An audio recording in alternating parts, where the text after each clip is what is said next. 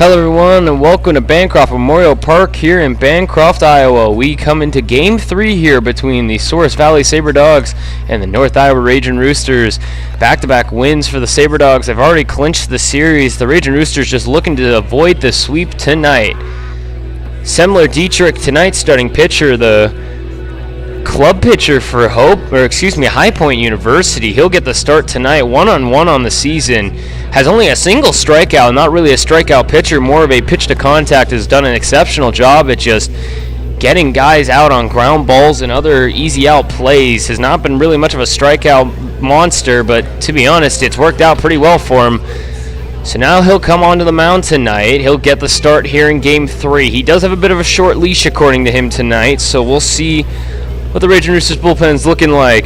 The Ragin Roosters are going to have Michael Pratt starting us off in center field. He'll be leading off. Caleb Herbert back at the shortstop spot tonight. He'll be hitting second. Eddie Madrigal coming in at the DH. He will not be in the battery tonight. Wyatt Duncan at first, getting back into the lineup. Jarrett Brandon tonight, second baseman. Griffin Snyder over at third base. Andrew Pyle, one of the new arrivals here in Bancroft, will be tonight's catcher. He'll be hitting seventh. Nick Eastham back down in the bottom half of the lineup hitting. He'll be in he'll be in left field tonight. And Carson Grossing in the ninth spot. He'll be in right. Leading off for the Sabre Dogs, left fielder number 10, Luis Pileo. As Luis Pileo comes up to the plate. Pileo in last night's game, he has started in all three games here for the Souris Valley Sabre Dogs. Semler Dietrich sets. And the first pitch of the ball game for the High Point product, down in the dirt, ball one. So 1-0 the count here for Semler Dietrich.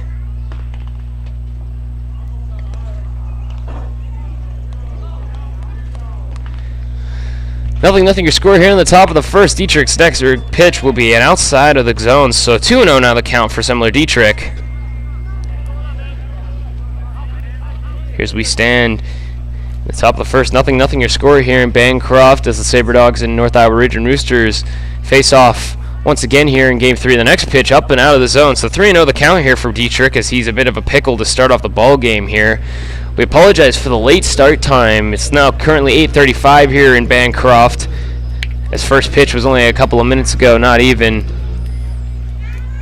That's the 3-0 pitch from Dietrich. Strike on the outside corner. 3-1 the count. Nobody out and nobody on for Pileo, tonight's left fielder. He's made appearances in his last couple of games. We went for 5 in his first game and last night. As he hits this one, laces it out to right field. Carson Gross won't be able to get there. That ball's going to bounce all the way to the wall. Pileo's going to make it into second base, pretty much standing as the ball will make it into Jarrett Brandon. So a leadoff double off the bat. Pileo, as Carson Gross had to try and retrieve that one. 21, Hunter Delanoy. Hunter Delanoy now comes up to the plate. Was an absolute monster in last night's game, including a solo home run that started off the scoring for the Sabre Dogs at the top of the 7th inning before they were able to score 3 in the top of the 8th in their 4-2 victory last night. A come from behind as the Ragin Roosters were up 2-0 to start. Won 18-1 in Game 1 in what was absolutely dominating fashion for the Sabre Dogs, something they have done all season. They continued to do that in Game 1. Game 2 was a much closer game. The next pitch from Dietrich is going to foul off of his foot, even though it landed in fair territory. So 0-1 the count. Delanoy is going to hobble around a little bit with that foot for a second. It's Pileo on second.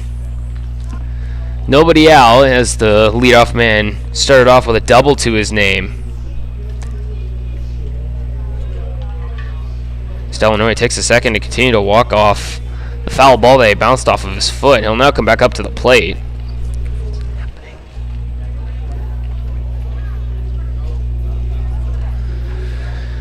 On the count here for Delanoy. Nobody out. A runner on second for Semler Dietrich after he gives up a leadoff double. Tonight's left fielder, the leadoff man, who was 1 for 5. Dietrich checks the runner at second. The 0-1 down in the dirt, so now 1-1 the count is now. Andrew Powell's going to go out to talk to his pitcher for a quick second. For the first time here, he's going to make an appearance here in Bancroft. Did not get a pitch hitting appearance in Game 1 and did not appear in last night's game, so he'll get the start now tonight at the catching position. It appears I've lost my first base cam. I apologize, ladies and gentlemen.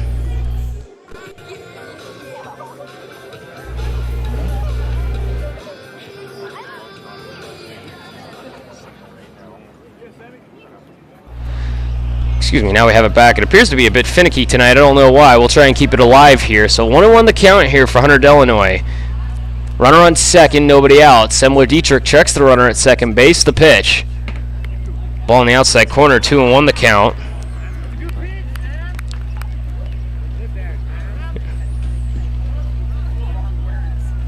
Paleo had the game-winning hit last night, was 1 for 5, came up clutch in his last appearance with a 2 RBI single out towards right center field to help them win the ball game last night, 4-2. The next pitch from Dietrich. On the outside corner, strike 2, so 2-2 now the count for Hunter Delanoy. The Wayne State U product, who was an absolute monster last night, 3 for 4, including a homer and had a walk to his name. It was a solo shot, but was the start of the scoring for these Souris Valley Sabre Dogs. He'll look to see if he can continue that tonight.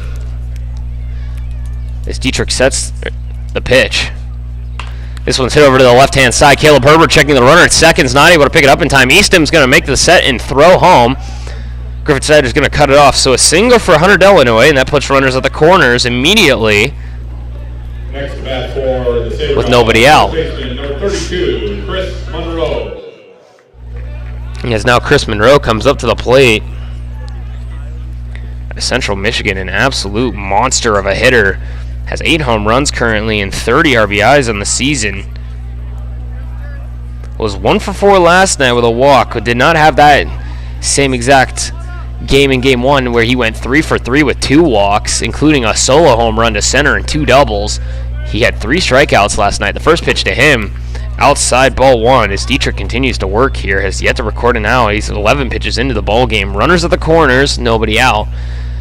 8:40 strikes here in Bancroft. The wind blows in from behind us here in the box and towards center field. The last time that happened, Chris Monroe went deep to center field. The 1-0. Outside, ball 2. Andrew Pyle's able to block this one. That's the High Point U product, who pitches for their club team, is not a part of their varsity team. He's going to make an attempt to try out for them next season. But has been a pretty effective arm for these Ragin Roosters. Has been one of the few starters in this lineup. The curveball way up and in, so 3-0 the count now to Monroe. With the runners at the corners, now Dietrich's in a bit of a pickle. He's going to have to see if he can get himself out of this.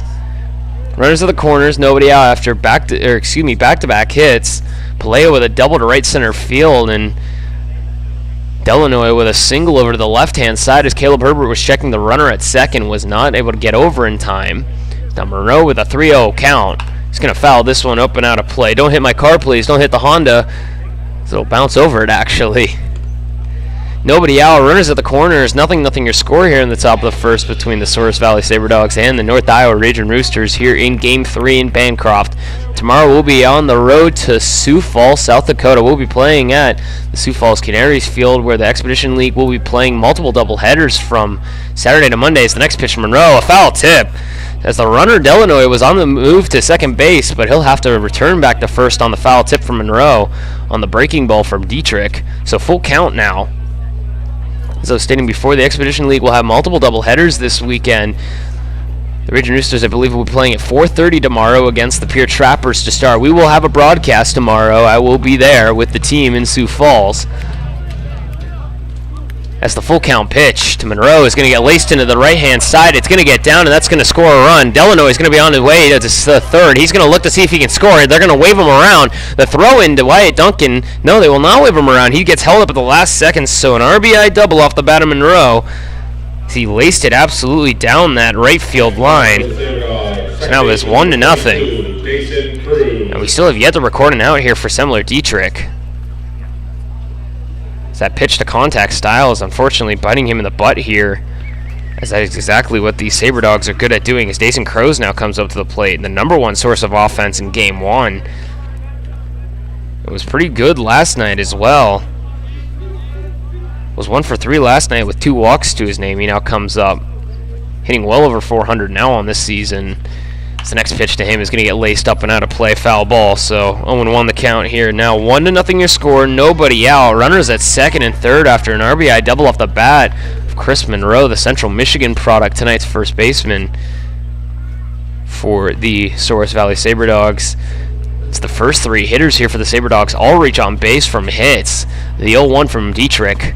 Down in the dirt, Andrew Piles lets it get away from him for a second, but he's able to hop on it quickly. Look to see if he can calm down his pitcher here for a moment.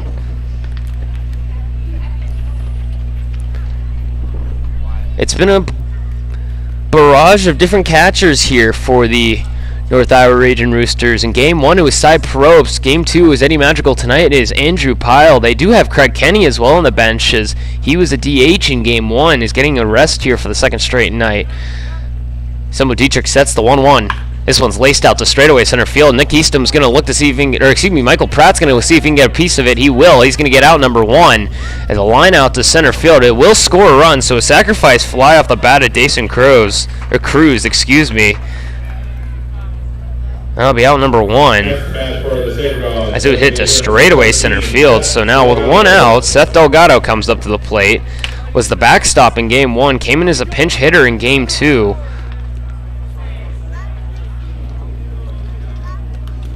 He now comes up with 1 out and a runner on third base as an opportunity to see if he can add another run here for these Souris Valley Sabre Dogs, as it's now 2-0 with only a single out.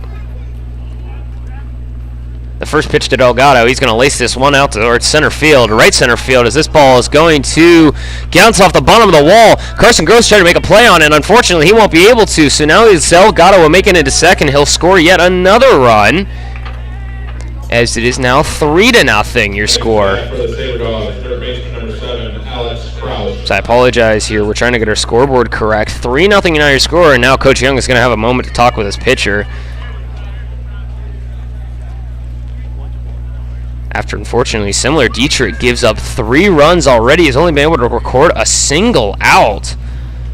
Delgado on the first pitch hit an absolute line drive double to score Chris Monroe from third easily. So now 3-0 your score. Coach Young just gives him a pat on the butt, says, hey, let's get it going. 20 pitches, only a single out. That Sabre Dogs offense, ever so dangerous, is quite prevalent here already. 3 runs in the top of the first alone here in Bancroft, Iowa. 3-0 your score here between the Sabre Dogs and the Ragin Roosters. Now Alex Crouch comes up to the plate.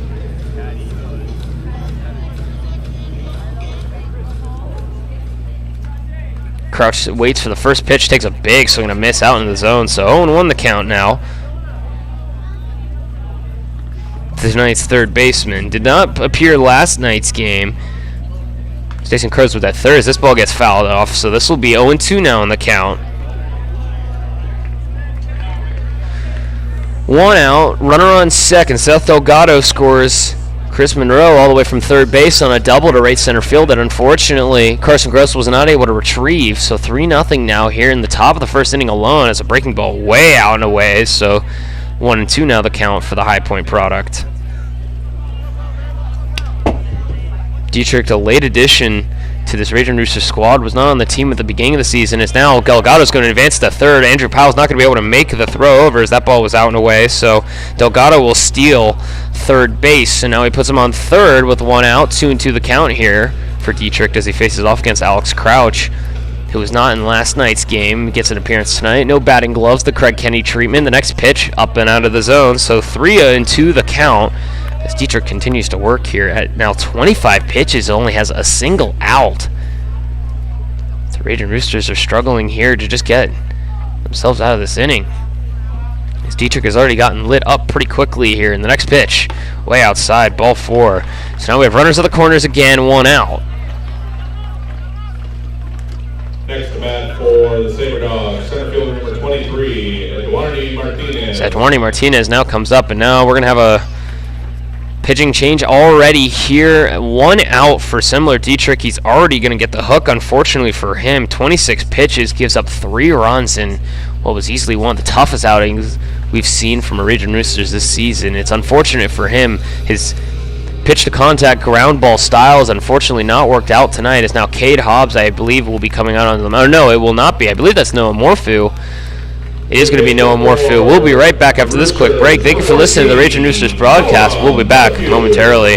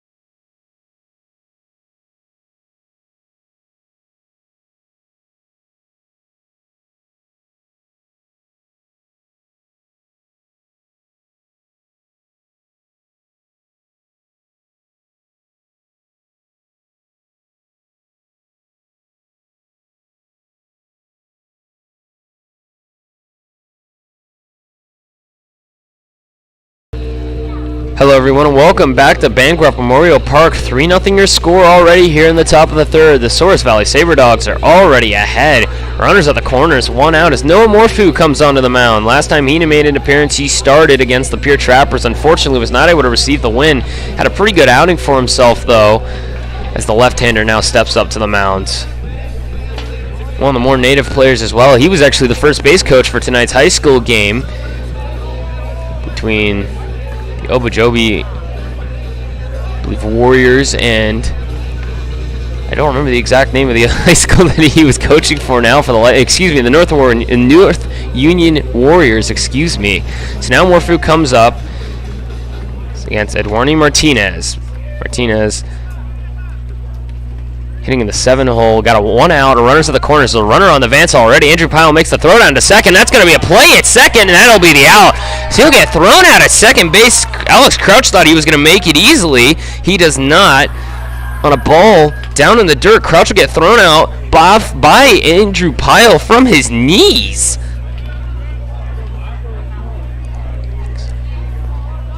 So 1-0 the count here. Now we have 2 outs for Morphew on 1 pitch. Already gets an out. Next pitch, up in the zone, 2-0 the count now.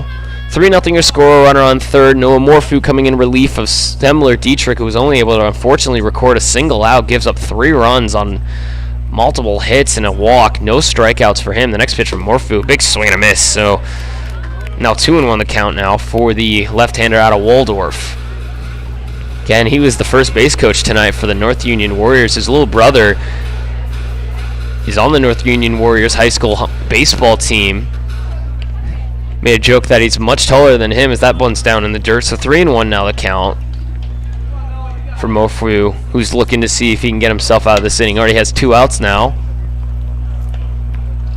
after Alex Crouch was caught out at second base on a stolen base. Morphew sets the 3-1.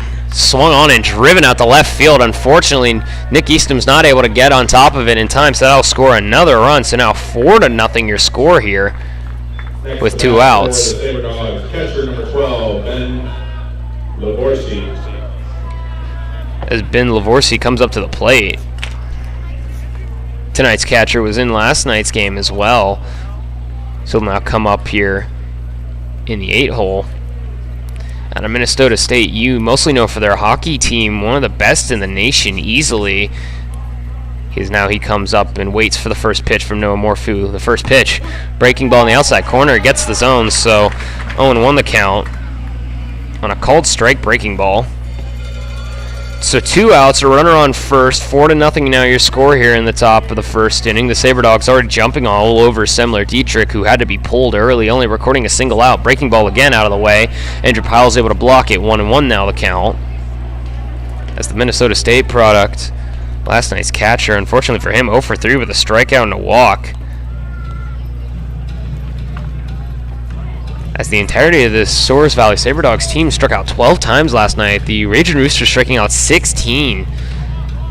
times whenever going through the lineup. The 1-1 from Morphu, the sidearm action up and out of the zone. So 2-1 now the count for the Waldorf U product. After Martinez was able to single over to the left-hand side, was able to score the runner from third to make this a 4-0 ball game. As Morphu throws over to first. No tag applied by Wyatt Duncan as he is just keeping the runner honest. Martinez has very solid legs over there, tonight's center fielder. So Lavorsi waits.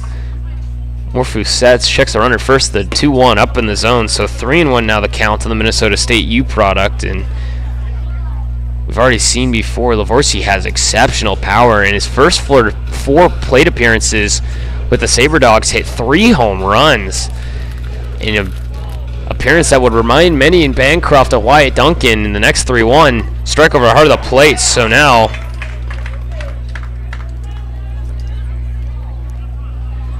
the full count now here for Noah Morphu with 2 outs, a runner on first as the Waldorf U product continues to work here.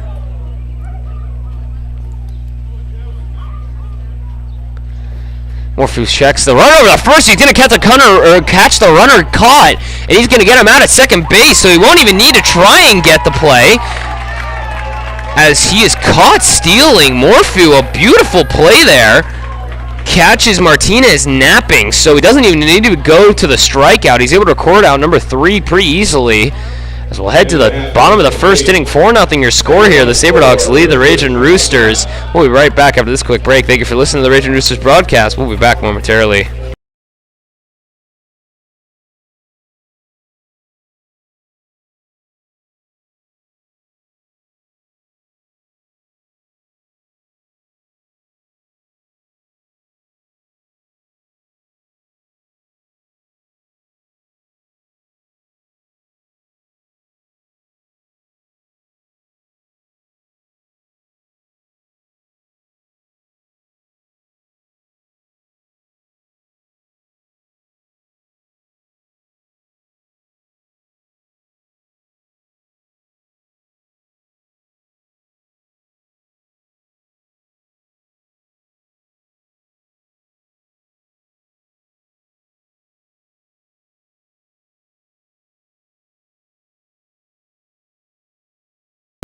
Hello everyone and welcome back to Bancroft Memorial Park here in Bancroft, Iowa. 4-0 your score already as Joel Barker comes out on the mound for the Souris Valley Sabre Dogs.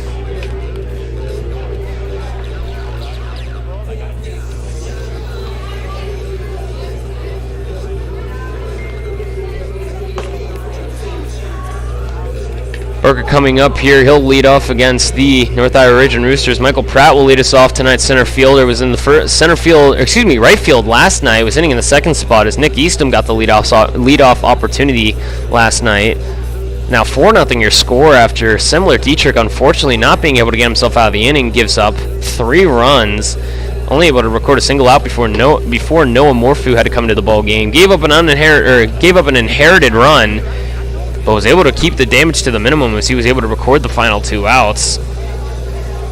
Dietrich's night unfortunately ends at a third of an inning done, only faced 6 batters, had 4 hits, 4 runs given up in total, and after he gave up an inherited run after being pulled from the ball game, a walk to his name as well, no strikeouts. Morphu comes on, records the final 2 outs of the ball game, gives up 1 hit, is able to pick off a runner, as now Michael Pratt comes up to the plate. Michael Pratt out of Maine University, he'll come up to the plate here. In game 1, he recorded 3 walks, only had one at bat technically because of that, as he'll now come up here in the bottom of the first inning. I apologize, my graphics are a bit wonky right now. Michael Pratt sets, waits the first pitch, a strike on the outside corner, 0-1 to him as the Maine U product comes up to the plate here, back in the leadoff spot once again. Dane Nakasuka not in the lineup tonight, traditionally the center fielder due to back spasms. He's still going to be out for a little bit, hoping to be back by the time we make it into Sioux Falls this week. And the next pitch fouled up and out of play. 0-2 now the count. Here in the bottom of the first inning, 4-0 your score here. The Sabre Dogs lead the North Iowa Ragin Roosters, scoring 4 runs on a multiple singles and doubles. As pretty much Similar Dietrich's Pitch to contact style unfortunately ends up being the death of him here in Bancroft. Only makes it a single out, gives up 4 runs. Does not record a single strikeout. The next pitch to Pratt, get laced out to the left-hand side. The left fielder, Paleo, is able to get underneath it as he lost sight of it for a quick second there, and then he was able to make the play. So out number 1. Shortstop, number 2, Caleb Herbert. So Caleb Herbert now comes up to the plate, tonight's shortstop. Got the night off last night. Look to see what he can do here with 1 away. Once again, 4-0 your score here in the bottom of the first inning. The Sabre Dogs leading the North Iowa Ragin Roosters as the Mesa Community College product comes up to the plate.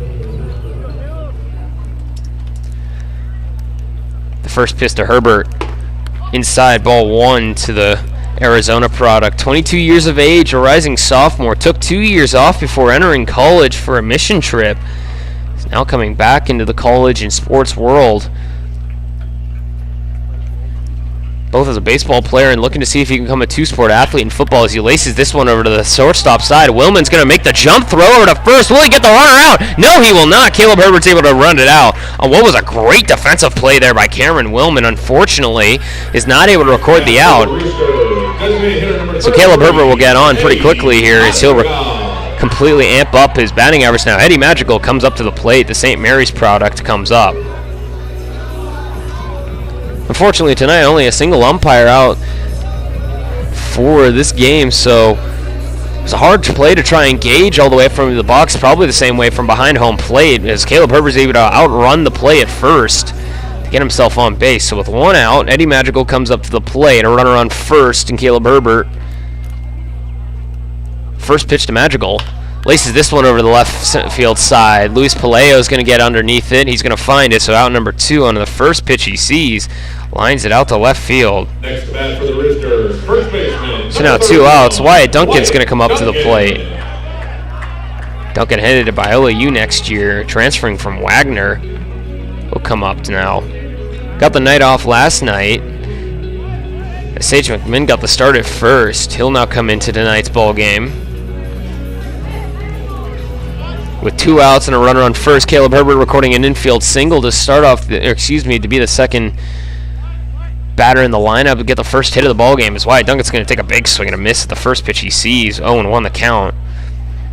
After Michael Pratt and Madrigal both line out to left field to Luis Paleo, who was able to make the catch on both plays, as he barely had to move really out there and left.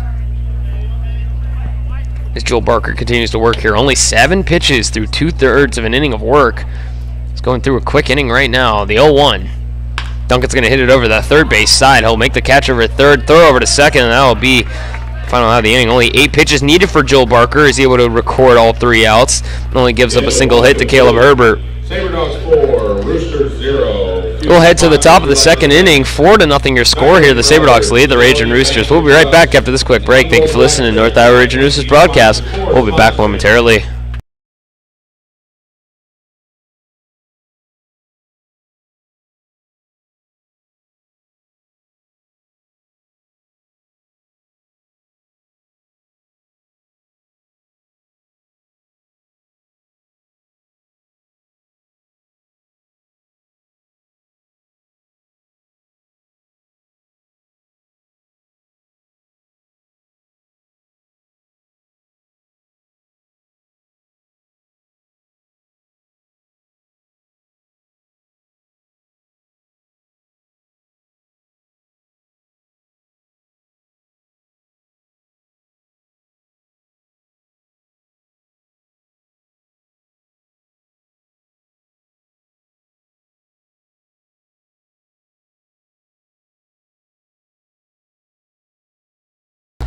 Hello everyone and welcome back to Bancroft Memorial Park here in Bancroft, Iowa. 4-0 your score here in the top of the second. The Souris Valley Sabre Dogs lead here in the top of the second in Bancroft at 4-0 over the Ragin Roosters. After an explosive first inning here for the Sabre Dogs, they'll look to see if they can continue that offense here against Noah Morphew, who came in relief of Similar Dietrich. Now Ben Lavorsi comes back up to the plate. Lavorsi had a full count against him last inning and didn't get the finish out as that bad. Noah Morphew picked the runner off at first. Martinez, who got a little too dancy against the left-hander, it ended up being his downfall. The first pitch from Morphew, a check swing and a strike, so 0-1 the count on a breaking ball, as that is Morphu's bread and butter is that odd throwing motion that he has, the left-hander throwing overhand on his breaking balls, throwing a sidearm as well whenever he wants to throw more of like a slider-like pitch. The 0-1. Outside ball, so 1-1 now the count. Morphu has been an excellent source of getting breaking balls to get way out of the zone and get hitters to take check swings at him to get strikes. It's the Waldorf U product. Sets the 1-1. This one's hit over the first base side, lands foul. So 1-2 the count now. Nobody out, nobody on as Ben Lavorsi comes up. He'll make his technically second appearance if you want to be straight up and to the point about it, as he made an appearance last inning but did not get to complete his at-bat after the runner Martinez was caught stealing on a full count pitch with 2 outs, hilariously enough, as this one's lined out to short center field. Will anybody be able to make it there? Someone's going to have to call it off. Will anybody call it? Nobody's going to call it off! And now Lavorsi's going to look towards 2. He won't make it there, as no one made the call off in center field. Michael Pratt was the closest one to it. Caleb Herbert and Jarrett Brandon both made an attempt to try and get out there. Neither one was able to do so. So Cameron Willman now comes up to the plate with nobody out and a runner on first. Willman's tonight's shortstop, unfortunately, has made some very good defensive plays, but has not been able to record outs. It's just the Ragin Roosters runners have been able to outrun him in his throws. Unfortunately, had the error that gave up 2 runs last night.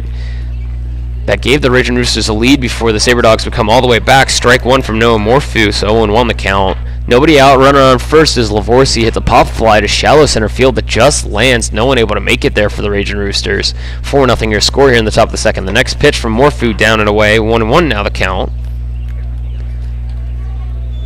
Sabre Dogs lead here in the top of the second after scoring 4 runs in the top of the first, 3 off of the hands of Semler Dietrich, who was only able to record a single out. The 1-1 fouled up and out of play. 1-2 now the count for Cameron Willman out of the University of New Mexico.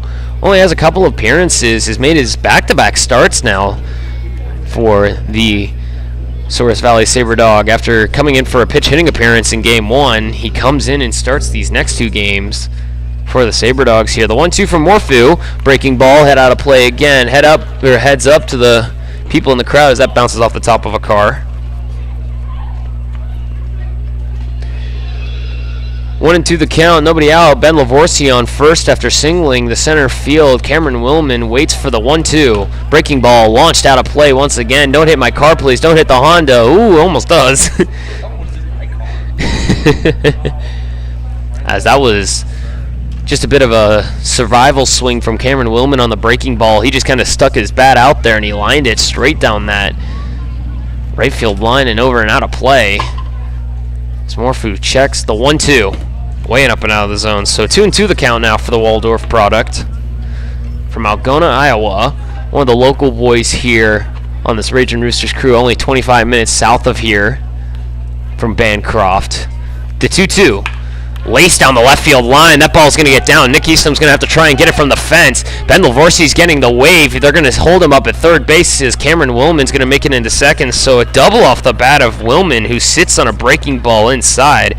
Eastom's able to get to it, but not before the ball's able to get down for a double. So Luis Paleo comes up to the plate again for his second appearance in a matter of 2 innings.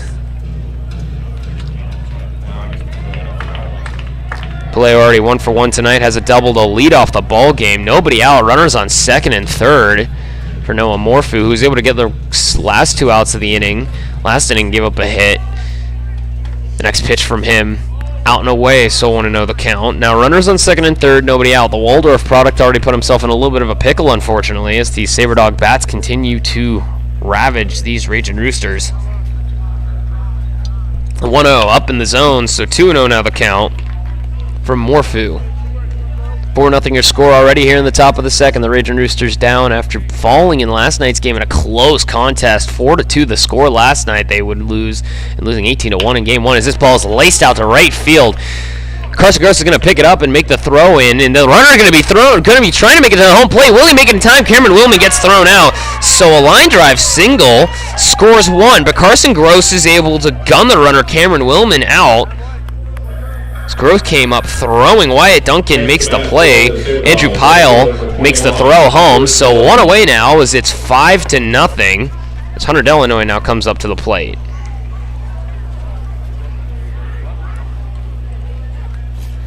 Delanoy also 1 for 1 tonight already. As it is now 5-0 here in the bottom of the second inning.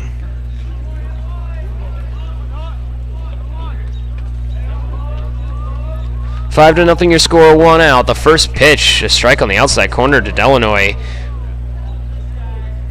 Want to know the count. 1 out, a runner on first. After a line drive single by Luis Paleo, the score 1, but he unfortunately has Cameron Willman get thrown out of the plate, so the next pitch way out and away, so 1-1 now the count. 5-0 your score here in the top of the second inning. Excuse me, I have it as the bottom of the bottom of the second inning. It's still technically the top. I apologize. The next pitch from Morphew way out and away, so now 2-1 the count from the Waldorf product.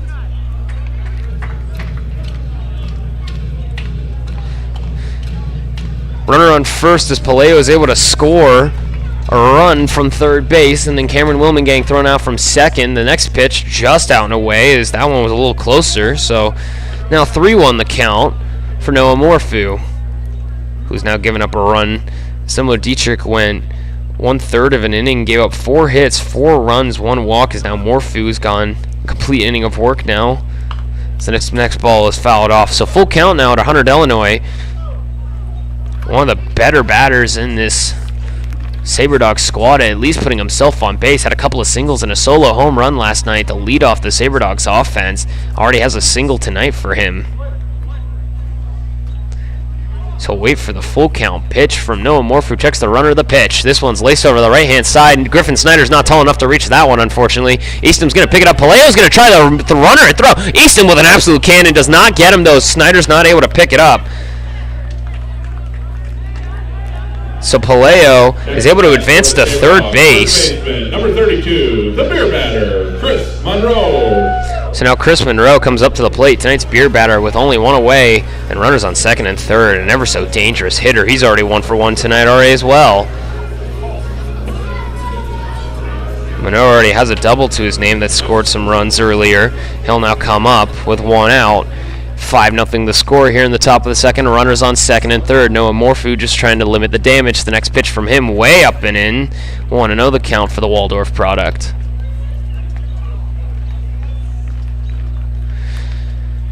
Is 9-10 now strikes here. A late start time here in Bancroft, Iowa.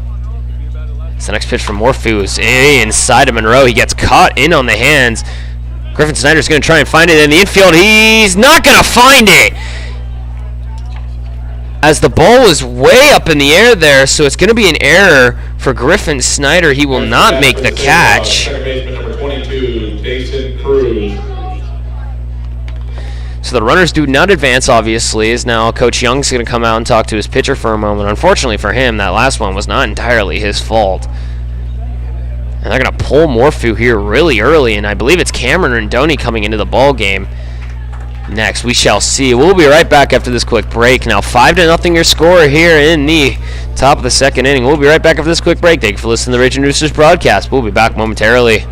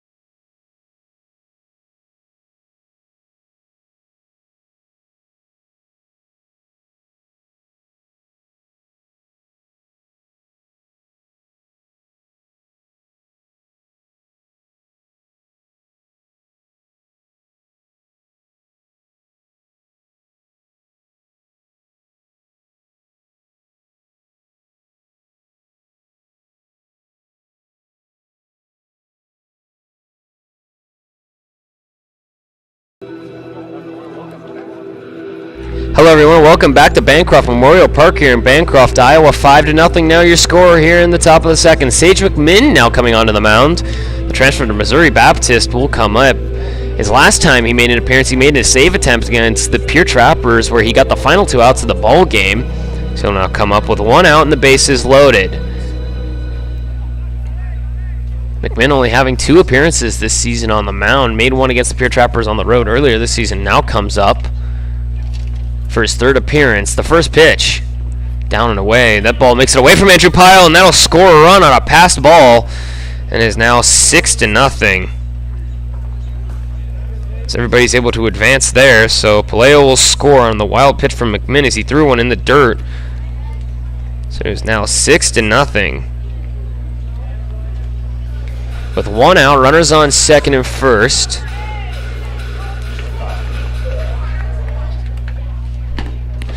The first pitch from McMinn is going to be up in the zone, so 1-0 the count, or excuse me, 2-0 the count now.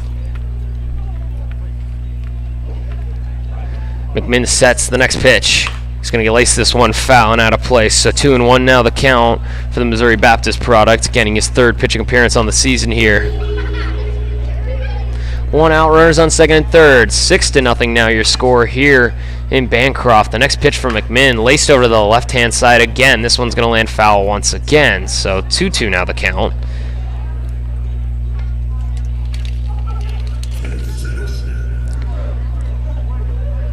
1 out, 2-2 the count as Dason Cruz, who already has a walk to his name, comes back up. One of the hottest hitters on the Sabre Dog squad. He's hitting the 4th spot tonight. He'll lace this one over the left-hand side. Nick Eastham will get underneath it. The runner will try to score. Eastham has a cannon of an arm. He's going to show it here. He's going to get the runner out.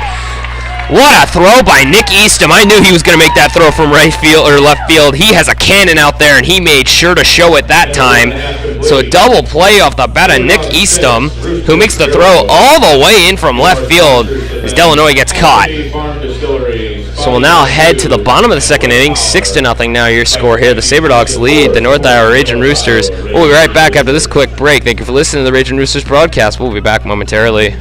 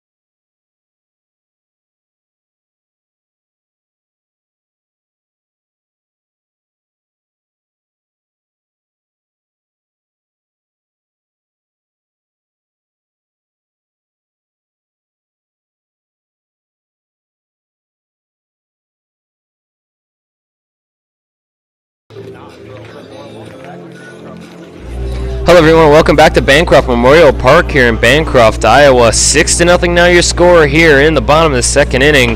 The Sabre Dogs lead the North Iowa Ragin Roosters, scoring 4 in the top of the first and 2 in the top of the second. As now Jarrett Brandon comes up to the plate.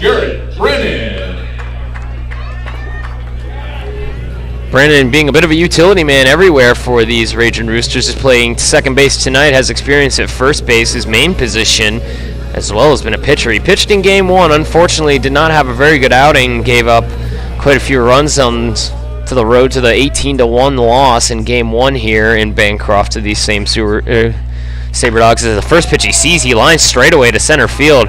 The center fielder, Martinez, will make the play on it for out number 1, as we instantly have out number 1 as these Ragin Roosters continue to swing early here. Third baseman, number 23. On Joel Barker. He's only needed 9 pitches to get 4 outs as now Griffin Snyder comes up to the plate, the St. Mary's product. Snyder got the night off last night. He'll be at third base tonight as he comes up for his first appearance. 6-0 your score here in the bottom of the second inning. The Sabre Dogs lead the North Iowa Ragin Roosters. What has been an offensive showing once again for the Sabre Dogs in 2 innings, already scoring 6 runs. The first pitch to Snyder gets fouled up and out of play and almost takes out his teammates in the dugout, so 0-1 the count. 1 out, nobody on. As Jarrett Brennan sees the first pitch sees the first pitch and lines it just straight away center field to Eduardo Martinez, who recorded out number 1. So Griffin Snyder up now. Andrew Pyle up next, making his first plate appearance here with the Ragin Roosters here in Bancroft. After coming in on the 13th with his teammate Robert Castillo, the next pitch a swing and a miss. 0-2 now the count from Griffin Snyder. Nick Eastham in the hole here, tonight's left fielder, batting in the 8th spot. Already has an outfield assist as he was able to gun the runner all the way from left field. Hunter Illinois tried to test his arm from third and paid the price as he was able to get doubled up on a great throw by Nick Eastham. Gunned him all the way from left. Was not a very hard hit ball or very deep, but he was still able to make the throw. This one's up in the zone, so 1-2 the count now for Griffin Snyder. 1 out, nobody on.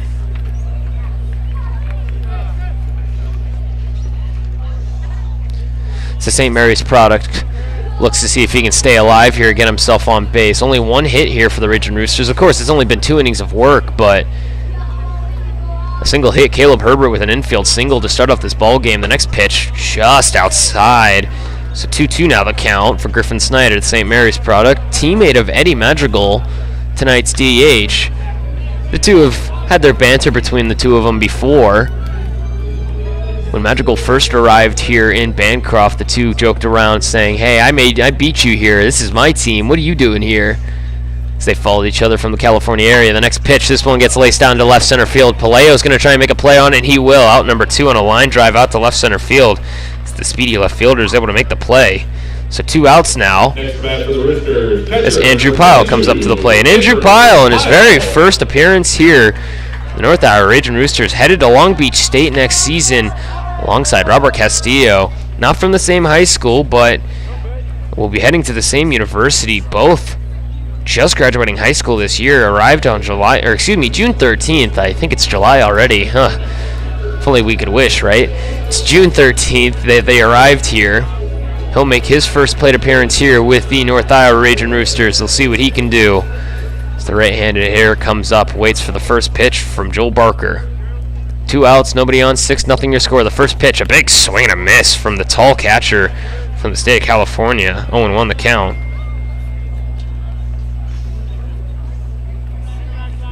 Pyle, one of the multiple players from the state of California here that is on this Ragin Roosters squad. Alongside Robert Castillo, Zach Dickinson, Wyatt Duncan, and a handful of others. The 0-1. Strike on the outside corner. 0-2 now the count to the catcher for the first time here. He makes his first appearance with these Ragin Roosters. From Whittier, California, he's an incoming freshman standing at 6'1", a pretty decently sized catcher. He looks to project to be a middle of the lineup bat. It's the 0-2 with 2 outs here. Joe Barker sets the pitch. Fouls this one off and out of play. That'll head towards the tree line. Don't hit my car, please. Please, I beg of you. So Andrew Pyle stays alive here in his first appearance here in Bancroft. 6-0 your score here in the bottom of the second. The Sabre Dogs lead the Ragin Roosters after scoring 4 in the top of the first and 2 in the top of the second. As we sit here now, 9:20 strikes here in Bancroft after the late start time. We started at 8:30 tonight in comparison to our usual 6:30 start time. Joel Barker sets the pitch. Fouls this one off once again. Andrew Pyle stays alive. Does not want to go down swinging or just at all in his first plate appearance here. Hit .373 his senior year. Had a .517 on base percentage. Has been seen by a lot of prep league scouts as an exceptional backstop fielding wise. Has a very solid bat. Could look to build more power. Of course, he is only 18 years of age. He has time to build on that. Had 3 home runs and 20 RBIs in his senior year of high school in California. As he waits the 0-2. Ball outside on the breaking ball. 1-2 now the count for Andrew Pyle. Had 13 walks and compared to 12 strikeouts during his time. Again from Whittier, California. One of multiple players here on this Bancroft crew that were recruited from the state of California, including Zach Dickinson from Hope International, Wyatt Duncan, who's from the California area, and Robert Castillo, who will also be heading to Long Beach State next season. The 1-2. Lined over to the first base side. Chris Monroe's going to fumble with it for a second. He's going to make the throw over to first, though. Barker will record the outs, so that'll be out number 3 on a ground out for Andrew Powell's first appearance. So we'll now head to the top of the third inning. 6-0 your score. We'll be right back after this quick break. Thank you for listening to North Iowa Ragin Roosters broadcast. We'll be back momentarily.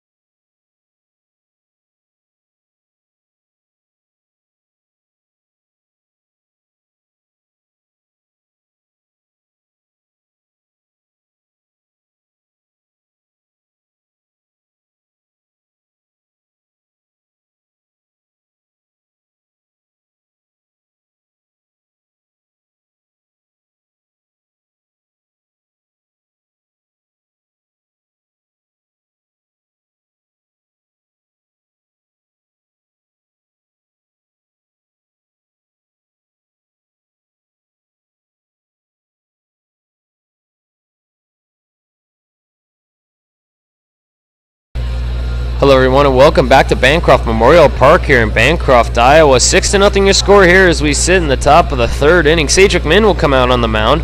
Recorded 2 outs on a double play at a line out to Nick Eastham in left, who then threw out the runner Hunter Delanoy at home. Seth Delgado will come up to the plate to start off for the Souris Valley Sabre Dogs. He's already 1 for 1 tonight, including a stolen base. He had an absolute missile of a double out to the right center field gap. The Oklahoma Westland product comes back up to the plate. Tonight's DH again. Excuse me, it was not the DH last night. It came in as a pinch hitter into left field last night. It was the catcher in Game 1. He'll DH tonight. Ben Newberg getting the night off. Delgado comes up to the plate. He's been hot as well for these Sabre Dogs against these Ragin Roosters. Him and Delanoy both, and Cruz. First pitch to him, a big swing and a miss out of Sage McMinn. So 0-1 the count here for Delgado. McMinn, although standing at a mighty tall 6'5", has a very casual pitching style. Obviously, you can see why with how massive he is. He doesn't want to overthrow it. That's a big old leaping breaking ball, and that ball's going to make it over the left field fence. Home run, Seth Delgado. As what was pretty much a lollipop pitch from Sage McMinn, he's giggling on the mound. He knew that's exactly what it was. Delgado will go out to left field. Now 7-0 your score. The Oklahoma Westland product hits his second home run in 3 games. Hit a 2-run shot in Game 1. He'll hit a solo shot here now to make it 7-0. Now Alex Crouch comes up to the plate. Out of Missouri Western, comes up now. Did not have a very good appearance in his first one. I believe he went 0 for 4. And in the Game 1, one of the few players to not have a hit, against these Ragin Roosters. That ball's down in the dirt, so I want to know the count here for Sage McMinn. So I believe there's another man up in the bullpen here for the Ragin Roosters. So they'll continue to work here as they're just trying to conserve arms here for the series in Sioux Falls. The next pitch fouled off into play. So 1-1 now the count for the Missouri Baptist transfer. Nobody out and nobody on as Seth Delgado went deep in his last at-bat. The next pitch, McMinn's going to let this one get ripped down to right center field gap. Michael Pratt and Carson Gross will look to see who can make the play. No one's going to make the play. Michael Pratt overran it. So that'll be a double off of a ball that just Michael Pratt lost in the air. So it's going to be an error, as it was a play he could have probably made out there, unfortunately. So Eduardo Martinez comes up to the plate. Error by Michael Pratt, unfortunately. Will allow will allow Alex Crouch to make it to second base. Martinez already 1 for 1 tonight as well. The first pitch from McMinn gets fouled up and out of play, 0-1. Nobody out, a runner on second, 7-0 your score. As McMinn continues to work here. Martinez again, already 1 for 1. The next pitch to him down in the dirt, 1-1 now the count. The Coach Ice College product comes up. Already has now a hit, obviously, to take away that 0 batting average as we had at the beginning of this series. That's now obviously changed. The next pitch, way inside. 2-1 now the count for McMinn. He's been the one that's been trying to supply this team with tunes during their warm-ups whenever the team has had the field beforehand. That ball gets fouled up and out of play, so heads up to the cars out there. 2-2 now the count.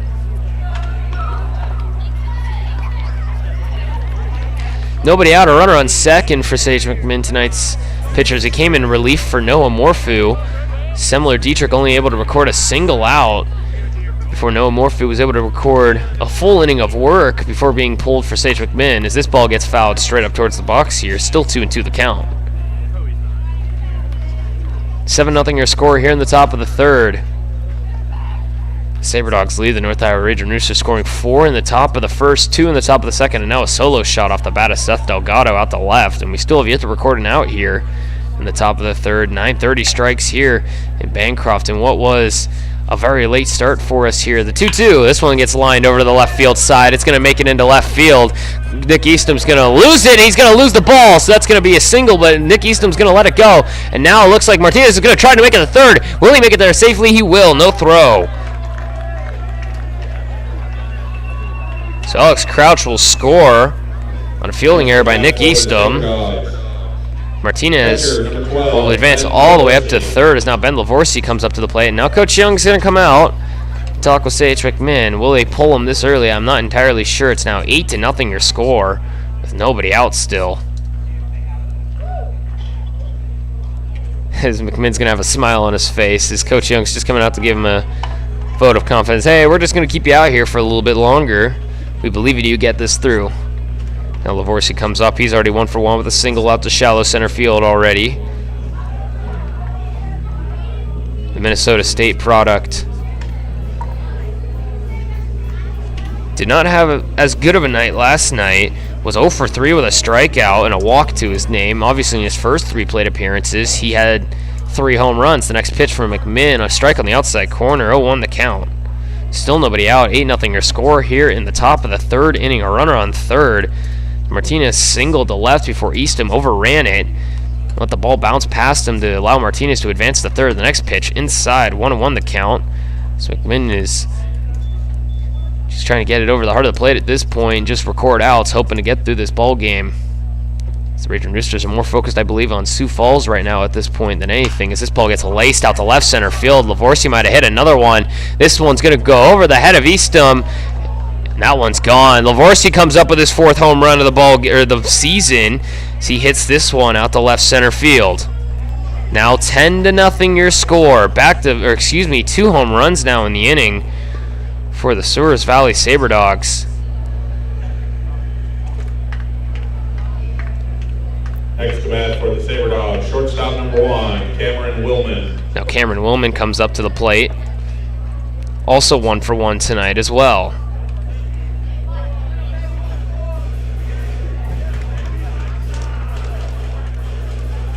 First pitch from Sage McMinn, a big swing and a miss. So now 10-0 your score. 0-1 the count now after a swing and a miss from Cameron Willman. The 9-hole hitter tonight already has a single to his name. The next pitch from McMinn, fouled off and out of play. 0-2 now the count. 12 hits here for these Sabre Dogs. 10 runs already.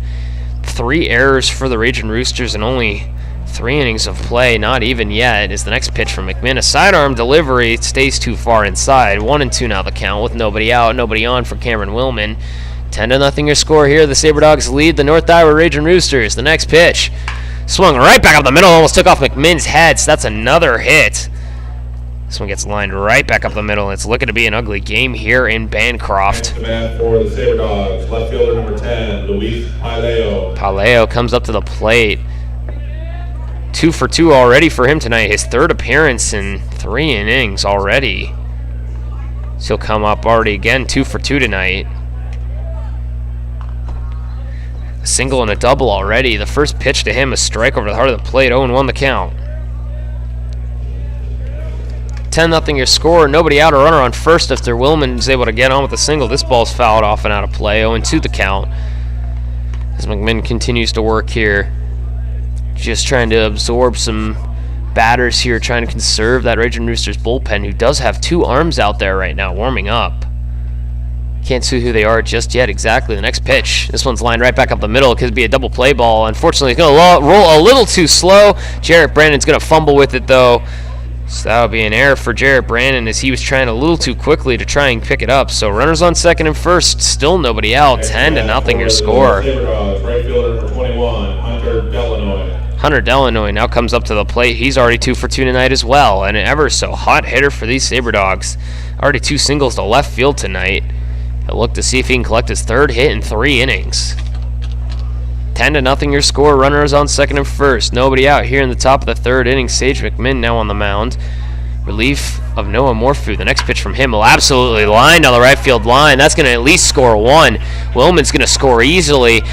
It looks like Palaio's going to make an attempt. He's going to get held up at 3rd, though. And that's a double for Delanoy.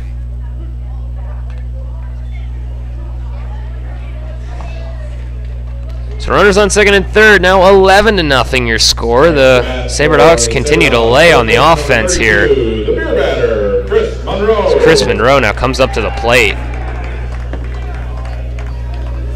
Top of the third, 11-0 your score, nobody out. Runners on second and third, and it was already been a blowout here in Bancroft. The Sabre Dogs scoring 5 runs here in the top of the third. The next pitch from McMinn, a sidearm delivery up in the zone, 1-0 the count. What has been a bullpen game for these Ragin Roosters. Semler Dietrich only able to record a single out. The next pitch, this one laced over to the right-hand side. Jarrett Brandon's going to try and chase it down. Michael Pratt can't find it Carson Gross couldn't find it in right field. He'll pick it up and try to make the throw out at home. Andrew Pyle's not able to apply a tag, so a single there as Carson Gross couldn't find it, unfortunately. Out in right field, Palaio will score. That's 13-0. Still have yet to record an out. 22, Dason Cruz. Now Dason Cruz come up to the plate. He's 0 for 1 tonight. One of the few players in this Sabre Dogs lineup who have yet to record a hit. Between him and Alex Crouch are the only 2 who not have a hit tonight already. The first pitch from McMinn, a big swing and a miss as Cruz was looking to shoot that one over the fences. So 0-1 the count. 12-0 your score here in the top of the third in Bancroft. The Sabre Dogs unleash an offensive onslaught. This ball gets fouled up and out of play. 0-2 now the count to Dason Cruz. Nobody out. Runners at the corners. An offensive showing here. 12-0 the score here. Between the Sabre Dogs and the Ragin Roosters. Ball gets gapped out into the right center field side. Will it get down? Will it get down? It will. It'll be now 13-0. As that'll score at least 1 run, and that'll be another double here as Cruz now comes up with a hit, and that'll be another batter with a hit here for the Sabre Dogs. 13-0 is now we're going to go to the bullpen here again for the Ragin Roosters. Sage McMinn's night's going to come to an end without recording a single out, unfortunately, here in the top of the third. 7 runs here scored for the Sabre Dogs, and what has been an offensive showing. Sage McMinn will get the pole. We'll head to the bullpen once again. We'll be right back after this quick break. Thank you for listening to North Iowa Ragin Roosters broadcast. I believe that's Jordan Kelly coming out on the mound. We'll be right back after this quick break.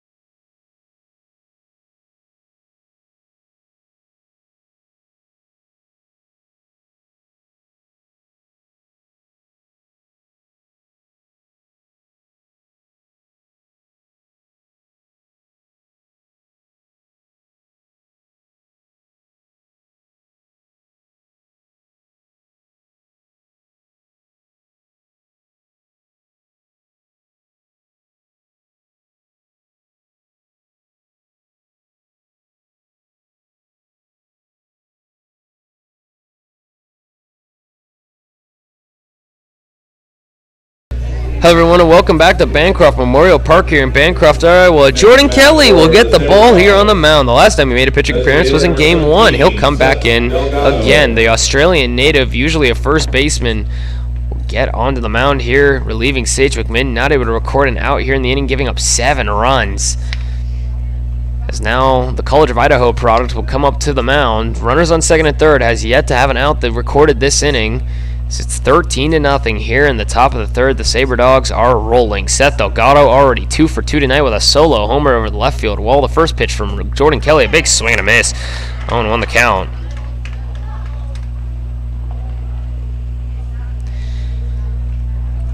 As the Sabre Dogs already have a 28-0 win here against the Pure Trappers this season. They'll look to see if they can create a similar result. This ball is going to get away from Andrew Pyle on a ball down in the dirt. 1-1 now the count. Jordan Kelly got an appearance last night at first base. Or excuse me, I believe he was the DH in last night's game. It was McMinn at first base last night. Fortunately, was only 1 for 4, had 3 strikeouts to his name. He comes up tonight on the mound now, a 1-1 the count. Runners on second and third, 13-0 here in the top of the third. The next pitch, way outside, 2-1 now the count for the Williston State transfer to the College of Idaho. I believe a rising senior this year. The next pitch. Strike over the heart of the plate. 2-2 now the count. Jordan Kelly will look to record the first out of the inning, but Seth Delgado looking to see if he can extend it. Already an ever so dangerous hitter. The 2-2 laces out to left field. He'll extend the inning just like that. Nick Easton will sit on it. So it'll be a 2-run single for Seth Delgado. It'll score 2 on a line drive to left. He'll be 3 for 3 tonight. Now 15-0. What has been an offensive showing. Third baseman number 7, Alex Crouch. Alex Crouch comes up to the plate. The only player in this Sabre Dogs lineup who does not have a hit tonight. Did get on base, but does not have a hit. First pitch to him outside.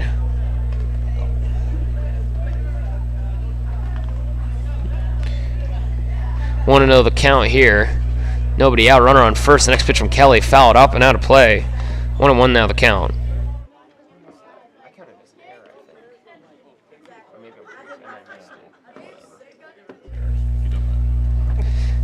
One and 1 the count here for the Australian native. Nobody out, a runner on first. 15-0 your score here in the top of the fifth. The next one, a swing and a miss from Jordan Kelly. So 1-2 now the count for Alex Crouch.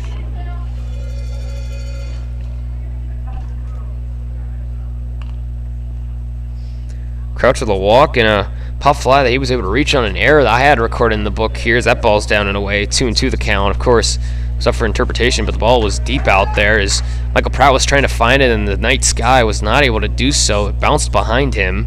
Was able to advance all the way up to second base from it.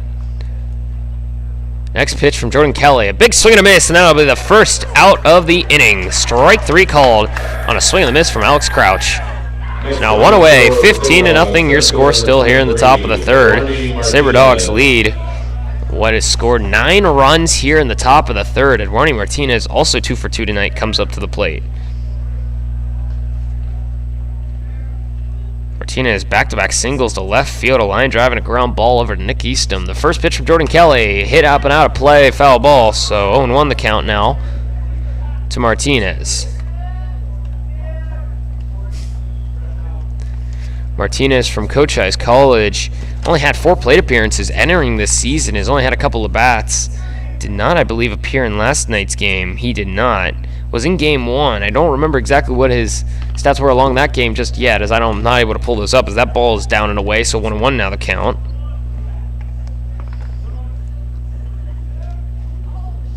I have him here. Martinez went 0 for 4 in game 1. Now has his 2 hits, his first 2 hits here in the Expedition League. Strike in the bottom half of the zone. Now 1-2 the count.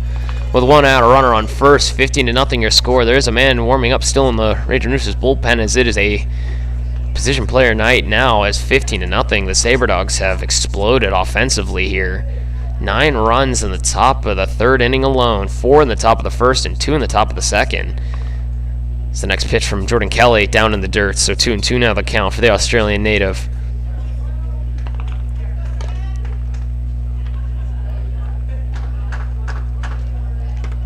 Jordan Kelly continue to work here. He comes in relief of Sage McMinn, who recorded a double play to record the final 2 outs at the top of the second, but is not able to record a single out in the top of the third. The next pitch, down in the dirt. Full count now for Jordan Kelly as the sidearm pitching continues to work for him at times, but fortunately not able to bring it up in the zone there. So full count, runner on first, 1 out. Seth Delgado scores 2 on an RBI single. 3-2. Up in the zone, ball 4, so runner on second and first as Ben Lavorsi comes up to the plate, the Minnesota State product. Next to bat for the Sabre Dogs, catcher number 12, Ben Lavorsi. Ben Lavorsi now comes up to the plate, the Minnesota State U product. Has a homer to left and a single already to his name. His first at-bat cut a little short after his teammate was caught on the base path stealing in the top of the first inning as Noah Morphew was able to catch the runner napping. Martinez, actually, who is now back on first base. This one's swinging a missed foul ball. 0-1 the count. 1 away, runners on second and first. 15-0 your score as the Australian will continue to work here. 17 pitches already for him, unfortunately. It is a bullpen game, to put it lightly, for these Ragin Roosters. Fortunately, Semler Dietrich only able to record a single out before giving up 4 runs in the top of the first. Noah Morphew comes in, records a single inning of work. Strike on the outside corner for Jordan Kelly. 0-2 the count now. Morphew able to get through a single inning of work. Does give up 2 runs in the top of the second before he got pulled, trying to conserve his arm for the Sioux Falls series. And Sage McMinn records a double play, gives up 7 runs in the top of the third. Now Jordan Kelly up on the mound. 1-2 now the count as that ball stays up in the zone.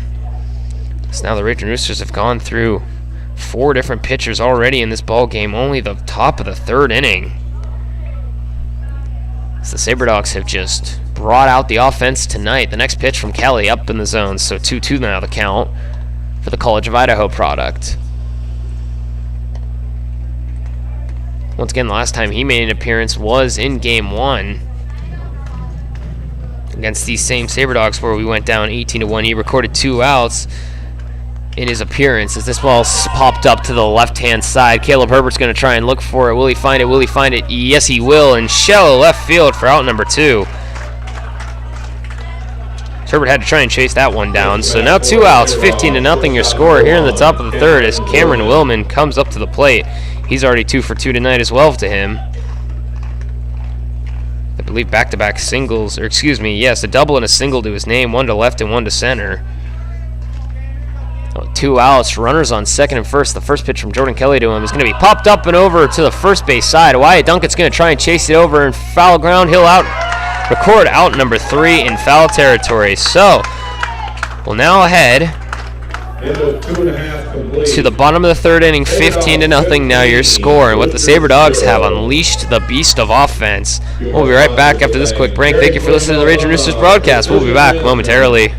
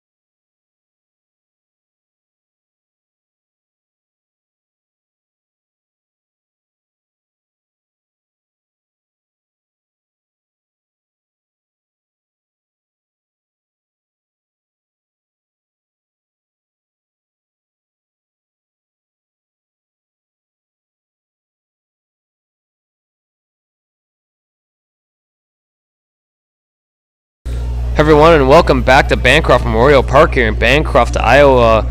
15-0 the score here. The Souris Valley Sabre Dogs lead the North Iowa Ragin Roosters, an offensive explosion. It looks similar to what their record is on the season. You're just missing 2 games. The Sabre Dogs 16-1 here in the Expedition League. The only team in the league, actually, that's above 500 is now Nick Eastham comes up to the plate for his first plate appearance of the night. Tonight's left fielder hitting the 8-hole was last night's center fielder, batting in the leadoff spot, and game 1 was the right fielder batting in the 9th spot. He's been all over the outfield this series. He's been primarily an outfielder in right field. Well, I mean, excuse me, he's usually the primary right fielder hitting in the 9 hole. He'll move up to the 8th spot and move over to left field as Carson Gross patrols right tonight. That ball's a strike in the bottom half of the zone. 0-1 the count. Nobody out, nobody on as Nick Eastham leads us off here in the bottom of the 3rd. 15-0 your score. The Sabre Dogs have exploded offensively. 9 in the top of the 3rd inning alone. The Ragin Roosters have gone through 4 different pitchers already. This ball's fouled up and out of play. 0-2 the count here for Nick Eastham, the Midway product. With 18 stolen bases last year, was only caught a single time. Has exceptional speed on the base paths, has an exceptional arm, already threw out a runner at home, Hunter Delanoy, who tried to tag up from 3rd. He has been a very solid player here for these North Iowa Ragin Roosters. The next pitch to him, outside, ball 1. 1-2 now the count for the Midway product. Even though he's been hitting mostly at the bottom of the lineup, was hitting 556 entering this series. Was an exceptional source of hitting extra base hits and being able to advance on stolen bases with that great speed. The next pitch to him, fouled over. 1-2 the count. 15-0 again your score here in the bottom of the 3rd. The Sabre Dogs lead the North Iowa Ragin Roosters is 9:48 strikes here in Bancroft. A late start for us tonight. We started at around 8:30. The sun is now all the way down here in Bancroft. The wind blowing all the way out to center field. The next pitch to Eastham down and away. So 2-2 the count now. Barker only needed 20 pitches to get through 2 innings of work. Has only given up a single hit. Caleb Herbert with an infield single. It's the only hit he has given up.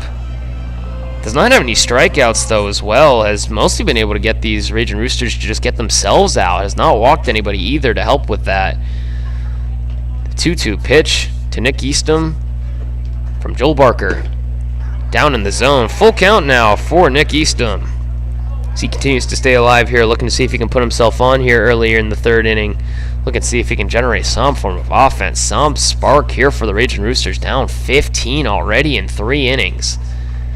Someone's warming up over there for the Sabre Dogs, and somebody warming up in the bullpen for the Ragin Roosters. Strike 3 call. Nick Eastham thought that was ball 4. He's called on strikes again. Got called out for the final out of the ball game last night on strikes. He was not very happy about that.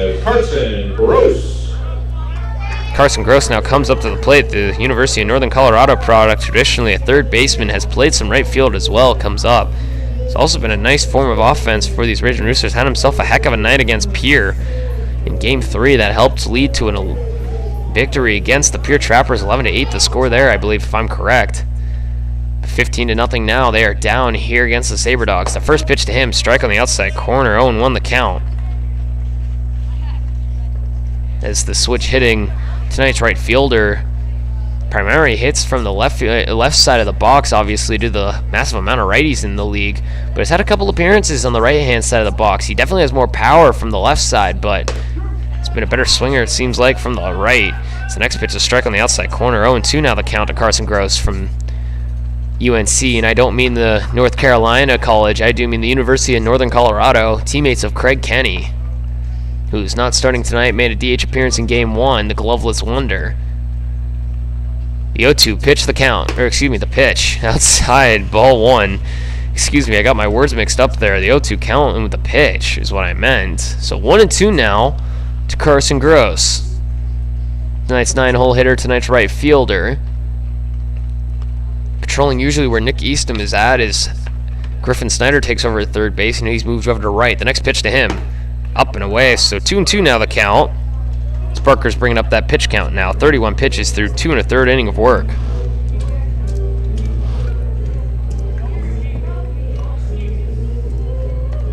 $15-0 your score here in the bottom of the 3rd. The Sabre Dogs exploding for 9 runs in the top of the 3rd inning. Sage McMinn unfortunately giving up 7 of those. The next pitch, Carson Gross fouls it off, stays alive. 2-2 still the count. McMinn able to get a double play to end the top of the 2nd inning, but unfortunately was not able to record an out before being pulled for Jordan Kelly. She gave up 7 runs in the top of the 3rd, including a solo shot off the bat of Seth Delgado to left and Ben Lavorsi tonight's catcher as well. Both of them catchers, I should say, but Delgado DHing tonight. The next pitch to Carson Gross, swing and a miss, strike 3. And the minute I said, of course, that Joel Barker had no strikeouts, he now records back-to-back strikeouts, so maybe I need to tie my tongue.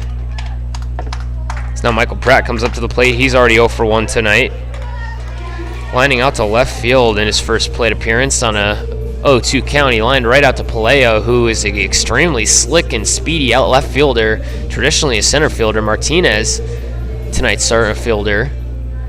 It's the first pitch to Michael Pratt, the Maine University product. Strike on the inside corner, 0-1 the count. Pratt been mostly getting the reps out in center field as Dane Nakasuka, traditionally the leadoff man in center fielder, is currently out with back spasms. He'll look to see if he can come back here soon. Was talking about it earlier with us. The next pitch, ball up in the zone. It looked pretty close. 1-1 the count now.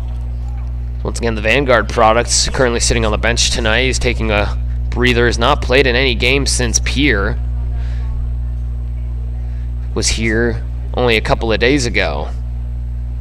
He continues to sit and get some rest and hope to be back at least by Sioux Falls. We'll see if he does or not. Next one, line drive off the bat of Michael Pratt. That one's going to get down to the right center field gap, and let's see if Michael Pratt can run. He's got the legs. He's going to make it into second base. At least it looks like. The throw in, not in time. So a double off the bat of Michael Pratt, and there's that offense, what we were looking for. Comes with 2 outs as Hunter Delanoy is not able to retrieve that one. Caleb Herbert now comes up to the plate. He's already 1 for 1 tonight with an infield single over the left-hand side. Cameron Willman with a great defensive play, but was not able to make it. Runner on second, 2 outs. 15-0 your score here in the bottom of the 3rd inning. The Sabre Dogs lead the North Iowa Ragin Roosters in what has been a massive offensive explosion for these Sabre Dogs. They have been on a roll here in Bancroft. Not that they haven't been all season, but they continue to do so here in Bancroft. 1-0 here for Caleb Herbert as that one stays out and away.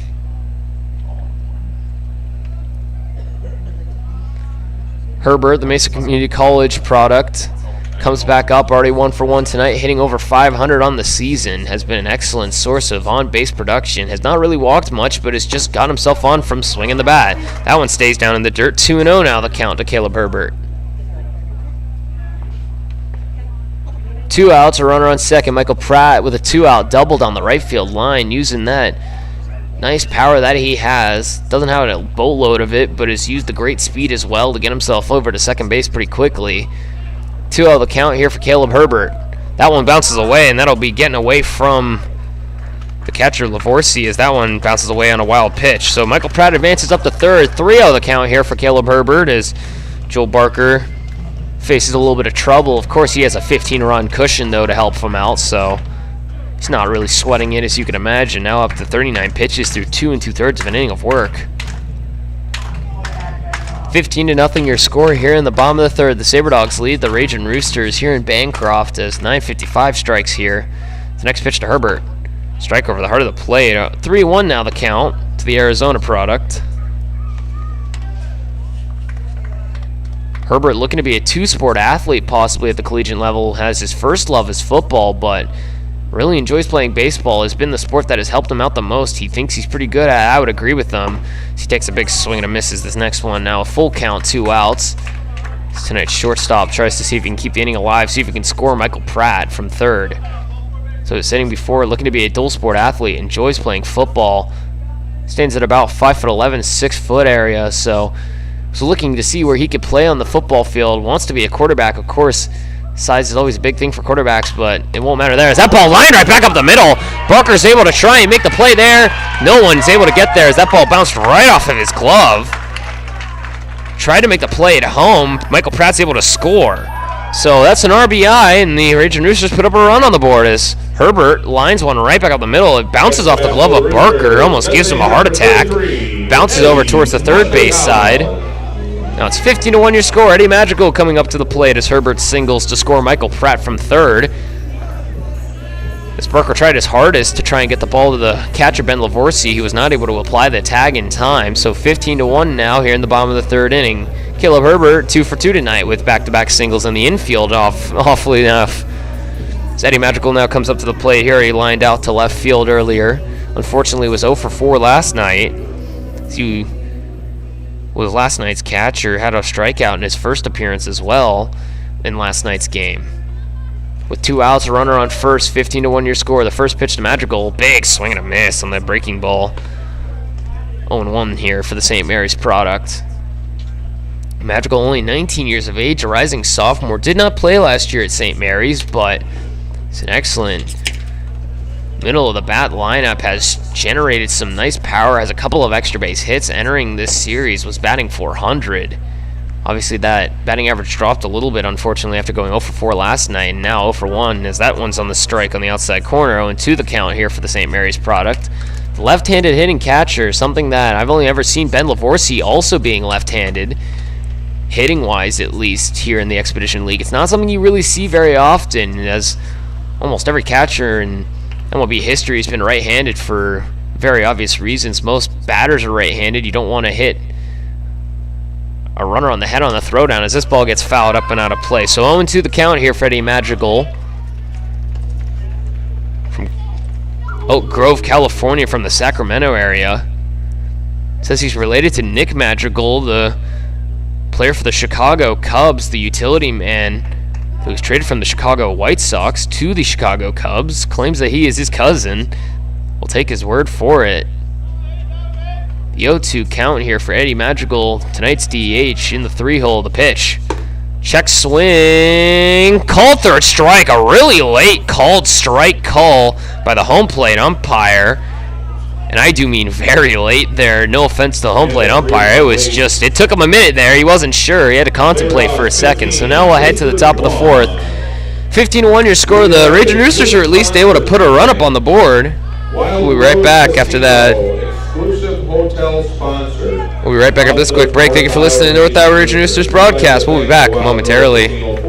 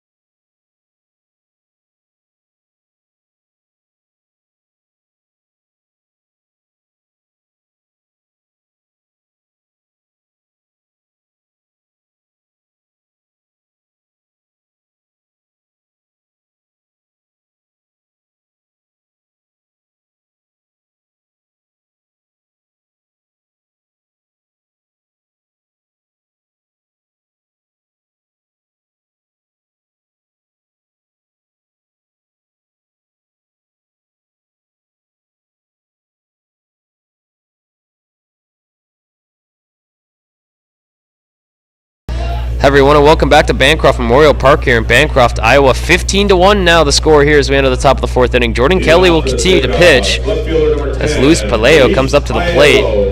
He's 2 for 3 tonight already. A double and a single already. He reached on an error from Jarrett Brandon at second base on a slow ground ball to the second base side. He's gloveless tonight. He's hitting in the left-handed side. He's going to line one right back up the middle. Out number 1, Michael Pratt's able to make the catch. So first pitch, first swing, first out. Michael Pratt makes the catch. Next bat for the Sabre Dogs, right fielder number 21, Hunter Delanoy. Now Hunter Delanoy comes up to the plate. Delanoy 3 for 3 tonight. Already has 2 singles and a double. Shooting them all across the outfield. 2 of them to left and 1 to right, as he has been obviously extremely hot for these Sabre Dogs. He was the leading form of offense in last night's game. He was 3 for 4 as that's a strike called to him. So 0-1 the count here for Jordan Kelly, the Australian native. Already has an inning of work down to his name. He's looking to see if he can continue to work here in the top of the 4th. The next pitch, outside, 1-1 the count, 1 out, nobody on, as the first out was a line drive to center field there. 15-1 your score here in the top of the 4th. The next pitch, swing and a miss. Delanoy was trying to put that one out of the outfield. 1-2 now the count, as the Delta State U product is down in the count. As Jordan Kelly continues to work traditionally at first baseman for these Ragin Roosters. The next pitch, down in the dirt. 2-2 now the count. Jordan Kelly last season was at Williston State. Will be traveling and transferring to the College of Idaho for his senior year. The next pitch, this one's lined straight away to center field again. Michael Pratt's going to try and make a play in on it. He will. Out number 2. Back-to-back outs for Jordan Kelly. He'll look to see if he can record his first clean inning of work. We still have yet to get one here, unfortunately. So we sit in the top of the 4th. 4 runs scored in the top of the 1st. 2 runs scored in the top of the 2nd. And 9 runs scored in the top of the 3rd, making this a 15-1 ball game. To the Ragin Roosters, we were able to put one up in the bottom of the 3rd thanks to Caleb Herbert hitting a line drive single right back up the middle that bounced off the glove of Joel Barker. Michael Pratt was able to score. Ball down and away for Chris Monroe. He's already 2 for 3 tonight. It was an absolute menace in his last game. He has a double and a single over that right field side. Reached down an error as Griffin Snyder wasn't able to catch the extremely tall pop-up that he hit in the infield. Last night was only 1 for 4, had 3 strikeouts, and what was a very uncanny game for him. Griffin Snyder's not able to grab that one on the right-hand side, and that'll be a single as Griffin Snyder's just not able to extend far enough. So Easton will pick it up out in left field and they have a runner on first. Monroe's now 2 for 3. Or excuse me, 3 for 4. Now Dason Cruz comes up the plate. He's 1 for 2 tonight. Has a sacrifice fly in his first appearance. Lined into a double play in left field as Nick Easton gunned the runner out at home, Hunter, Illinois. For out number 3 in the top of the 2nd inning. He had a double in his last appearance to the right center field gap. He now comes up. Strike on the outside corner for Jordan Kelly. 0-1 the count. Monroe on first, 2 outs. 15-1 your score here in the top of the 4th inning. The Sabre Dogs lead the Ragin Roosters here in Bancroft. 10 o'clock here in the Midwest is the next pitch. Oh, there goes the baseball bat. It's going to go up towards the snack shack. That is multiple times this week that we have seen the bat end up towards the snack stand in foul territory. Cruz is going to go try and retrieve his bat. So big swing and a miss there as Dason Cruz was looking to shoot that one over the over the fence and right. He's going to ask for some pine tar. These guys got to get some more for both sides. Eddie Magical almost threw his bat into the snack stand against the Pure Trappers, and Jacob Griffin, the right fielder for the Pure Trappers, did the same thing. Happened multiple times across multiple games. This is the 3rd time we've seen it here. And we also had the one where I don't remember exactly who lost their bat, but he threw it all the way out of play over the 3rd baseline fence. It was against the Pure Trappers as well. I don't remember who it was exactly, but I remember seeing the bat end up flying over the 3rd base stands. So we've had 4 different times here that the bat has ended up out of play. So 0-2 here, Jordan Kelly pitch. This one's laced down the right field line. Will it land fair? It will. Bounces off the bottom of the wall, so Dason Cruz is going to have himself a single. He's going to get held up. As the throw-in from Carson Gross was strong and fast and hard from outfield. From the right field side, Carson Gross is able to retrieve it. Monroe advances all the way up to 3rd. Designated hitter number 17. Now with 2 outs, Seth Delgado comes out to the plate. I may have jinxed Kelly a little bit here. I said he might get his first clean inning of work, and now he's giving up back-to-back hits. So I apologize in advance, Jordan, if I did that. You can kick my butt later. I won't blame you. The first pitch, down in the zone. Want to know the count. Delgado already 3 for 3 tonight with a home run to his name, to a double and a single. He's a triple away from the cycle, and it's only the top of the 4th inning. 15-1 your score. The next pitch hits the batter, and that'll be a hit by pitch for Jordan Kelly. So now the bases are loaded with 2 outs, says the right-hander. He's going to have a chat with assistant coach Dakota Young. He'll come out for a moment as now Alex Crouch comes up to the plate. He's 0 for 2 tonight. Arrived on a second base with an error from Michael Pratt in right center field. It could have been labeled as a double, but Pratt was underneath it. He just lost it in the sky, unfortunately, and it bounced behind his head. So 2 outs, the base is loaded. Kelly just needs a quick second to say, I just need to get that boost of confidence from Coach Young. As a look to see if he can get himself out of this inning without giving up any more runs. 35 pitches through an inning and 2/3 of work comes in relief of Sage McMinn, who couldn't get himself out of that 3rd inning, gave up 7 runs. Unfortunately, after getting a double play in the top of the 2nd, he's not able to do so later. So Alex Crouch lines one right out the middle. Jordan Kelly gets the out. That's out number 3. Clean inning of work. Alex Crouch still has yet to record a hit here in Bancroft, unfortunately for him, and he's not very happy about it. 3.5 complete. Understandably so, as this Sabre Dogs offense has been explosive. He's the only one without one tonight. So we'll head to the bottom of the fourth. 15-1 your score. The Sabre Dogs lead the Ragin Roosters in dominant fashion. We'll be right back after this quick break. Thank you for listening to Ragin Roosters broadcast. We'll be back momentarily.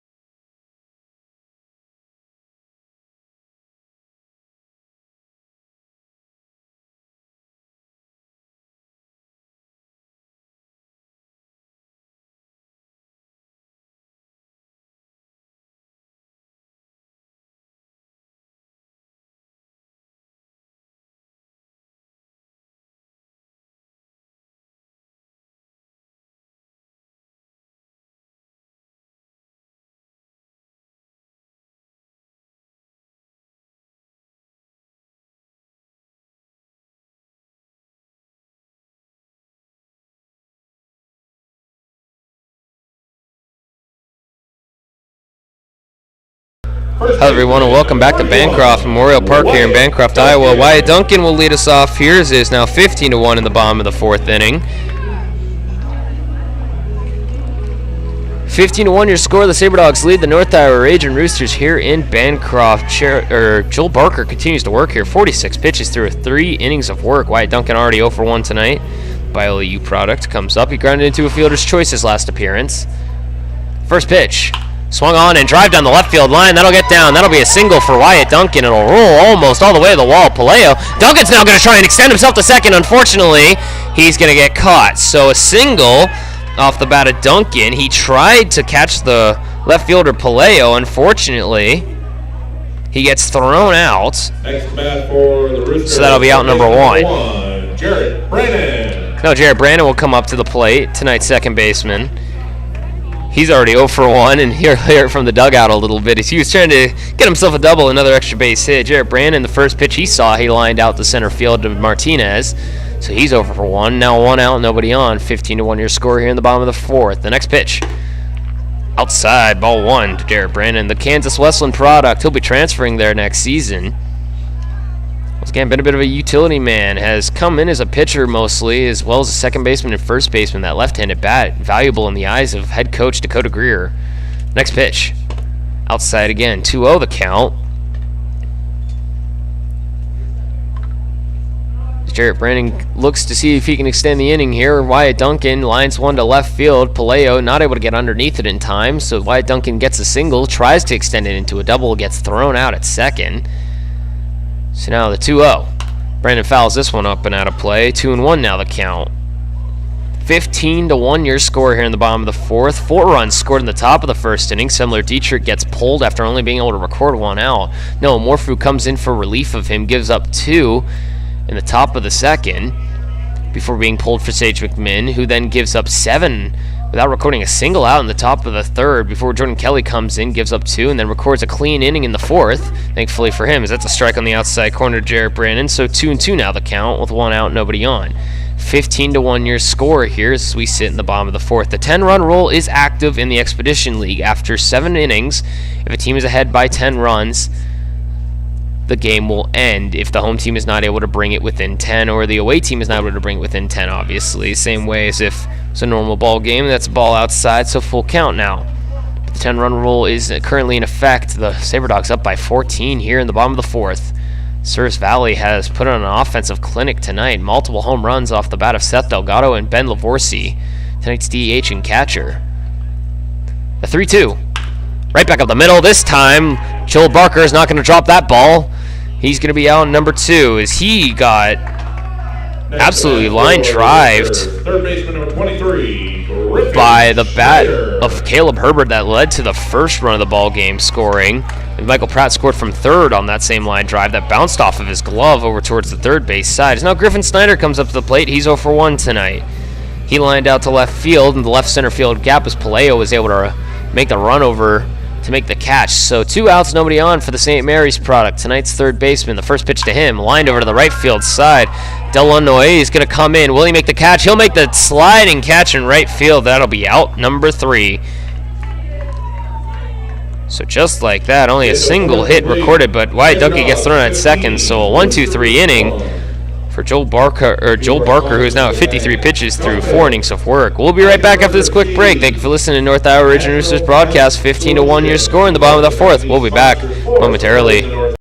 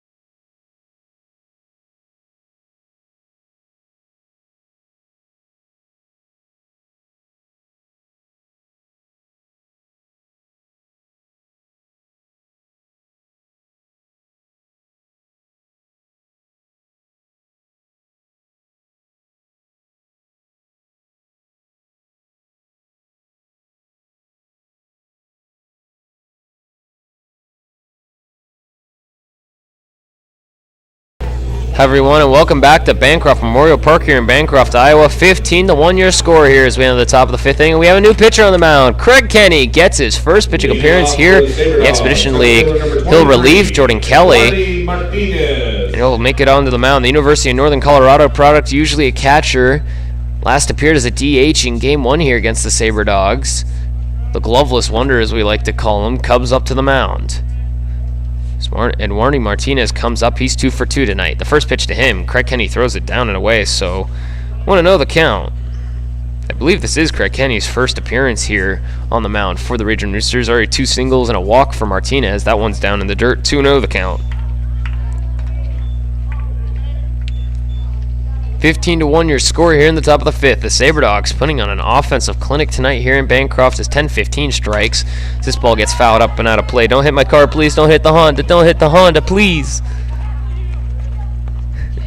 As the high school baseball players chase after that one. It's a tradition that a lot of people like to do here. Is this a big swing and a miss? 2-2 now the count for Craig Kenny. A lot of the kids like to go out and try and retrieve the foul balls so that way the players can have them back to keep play here with. The 2-2 pitch from Craig Kenny. Fouled up and out of play again. That one's headed towards the cars once again. That'll avoid all of them. 2-2 the count here. Next pitch from Craig Kenny. Curveball down and in. Ball 3. Full count now for the University of Northern Colorado product. Coming out of the same school as Carson Gross. The next pitch, up and in. So ball 4, Martinez will come up with a second, or excuse me. I thought that was, I was going to say ball 4. I thought I was correct. Martinez wanted an extra pitch in at his bat. He didn't want to go to first base. He was like, no, let me get another shot. Come on. I can hit one out, I promise. And now Ben Lavorsi will come up to the plate. 2 for 3 tonight for him. A home run already to his name and a single up to center field. He popped out to the shortstop, Caleb Herbert, last time he came up to the plate. He'll come up now. Martinez makes it onto first base after a walk from Craig Kenny. Nobody out. The first pitch, strike over the heart of the plate to the Minnesota State product, 0-1. Lavorsi coming in late in this season from the D2 Minnesota State, D1 in hockey, the best team in the nation for ice hockey, at least from the men's level. The next pitch, ball outside, 1-1 the count. Zavorski in his first appearance against it was the Red River Pilots. 4 plate appearances, 3 home runs. He already has one as well tonight, so that makes it 4 on the season and only 4 games played. That one's a strike on the outside corner, 1-2 the count here for the tall left-handed swinging catcher. That bat looks like a twig in his hands in comparison to the long forearms that he has. Martinez on first, the 1-2. Line right back up the middle, almost takes off Craig Kenny's head, so that'll be a single for Lavorsi, as Martinez will look to see if he can advance to third. He will not. So a single right back up the middle for Ben Lavorsi. Shortstop, number 1, Cameron Willman. So now Cameron Willman comes up to the plate. He's already 2 for 3 as well tonight. Runners on second and first, nobody out for Craig Kenny. The first pitch. Lined over the right field side. I don't think anybody was really paying attention. Carson Gross is not going to be able to get there. He's going to make the sliding catch over in right, but it's not before it gets down, so that'll be a double for Cameron Willman as Craig Kenny was ready to roll and unfortunately ends up costing him as Carson Gross, I don't think, was looking there. Next to bat for the Sabre Dogs. So that'll score a run. 16-1 now as Willman doubles as now Luis Paileo comes up to the plate. He's 2 for 4 tonight. Nobody out. The next pitch. Fouled up and out of play. 0-1 the count. Paileo, a double and a single to his name, reached on an error and then lined out to center field in his last appearance. The 0-1. Strike over the heart of the plate on a little misdirection pitch there from Craig Kenny. He continues to work here and coming in relief of Jordan Kelly. The 0-2. Down in the dirt. It's going to get away from Andrew Pyle. A runner is going to try and score, and they will, as that ball appears to have almost gotten out of play. So, wild pitch there will score Ben Lavorsi. It is now 17-1. So Willman will advance to third base. So 17-1, nobody out, still 1-2 the count. Ball outside, so now 2-2 the count. Next pitch, line over to the right field side. Carson Gross won't be able to get there. That's going to get down. Paleo's going to have himself his 3rd hit of the ball game. As an RBI single makes it 18-1.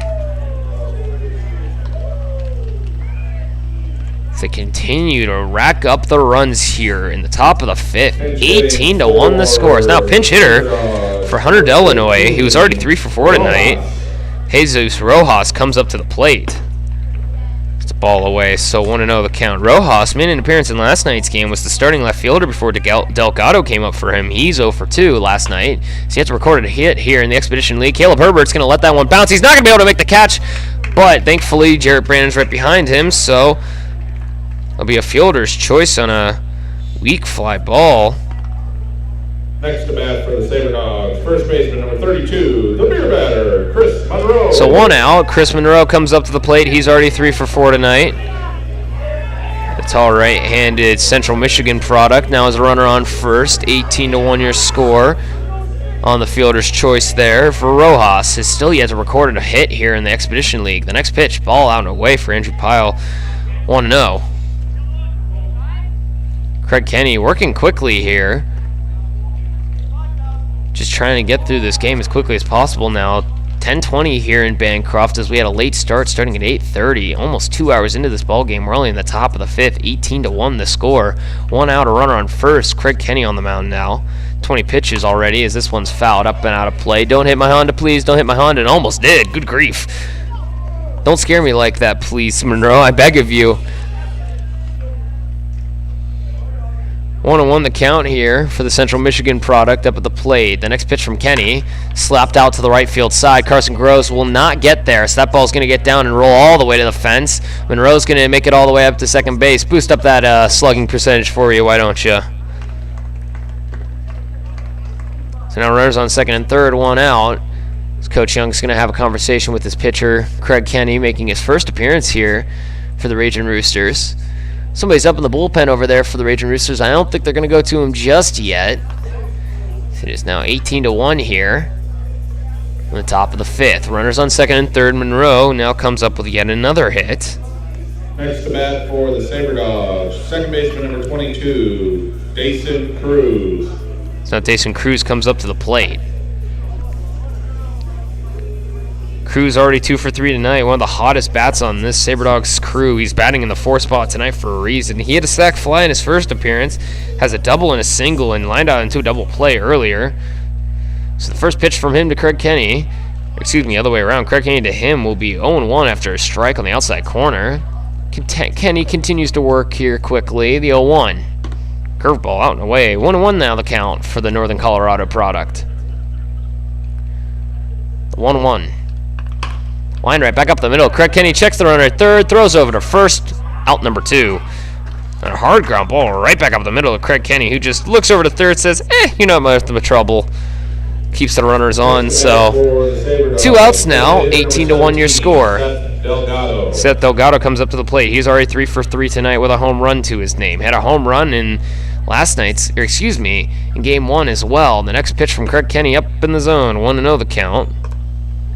Delgado, a double, a single, a home run, and a hit by pitch. He's looking for the cycle. Strike 1 for the heart of the plate there. If he hits a triple, that would give him the cycle. The first time this in the Expedition League this season, I believe. This one's a big swing and a miss. 1-2 the count as Kenny continues to work quickly.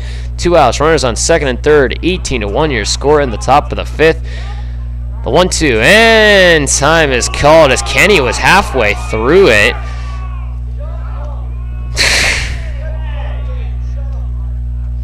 The Ragin Roosters dugout was giving the home plate umpire a little bit of crap. Both sides are chipping at one another now. The next pitch, big swing and a miss, and that'll be strike 3 as Delgado gets caught on the high heat. 18-1 your score here. We'll enter the bottom of the 5th inning. The Sabre Dogs still lead here. We'll be right back after this quick break. We'll enter the bottom of the 5th inning. The Ragin Roosters down 18-1. Well, thank you for listening to the Ragin Roosters broadcast. We'll be back momentarily.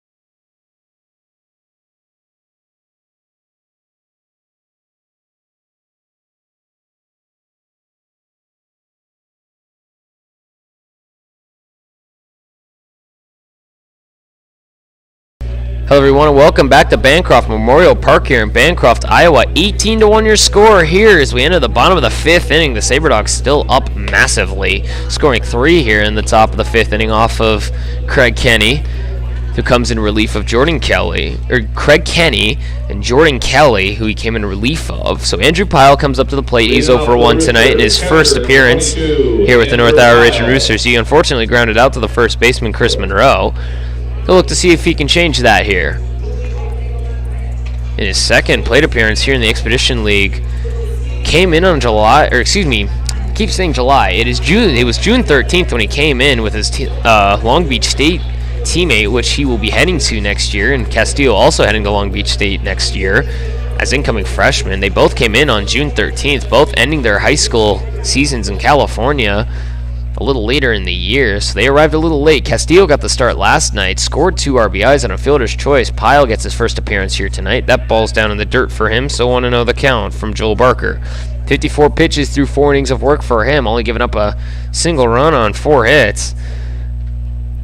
As the Sabre Dogs have 23 hits and 18 runs, and what's been an offensive explosion once again for these Sabre Dogs. Pretty common occurrence for them as Pyle's going to pop this one up to the left field side. He got a little too early and in on it, so that'll be out number 1. That'll be 0 for 2 tonight for Andrew Pyle. So 1 away.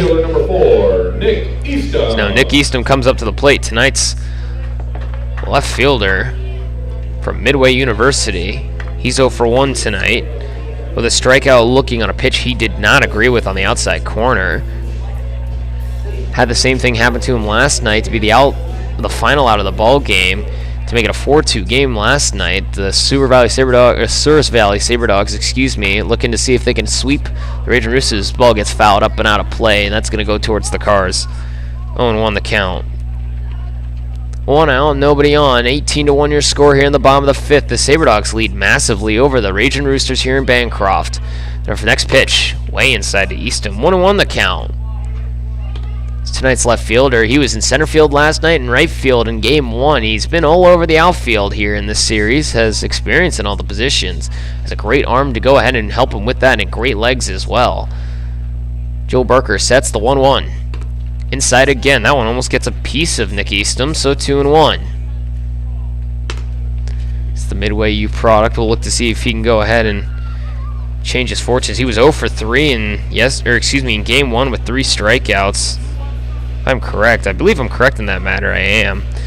1 for 4 in yesterday's game with a walk and 2 strikeouts, including the final out of the ball game on called strikes, unfortunately. The 2-1 lined out to left field. Will it get over the left fielder, Jesus Rojas' head? It will not. It'll be out number 2 as it lines out to left.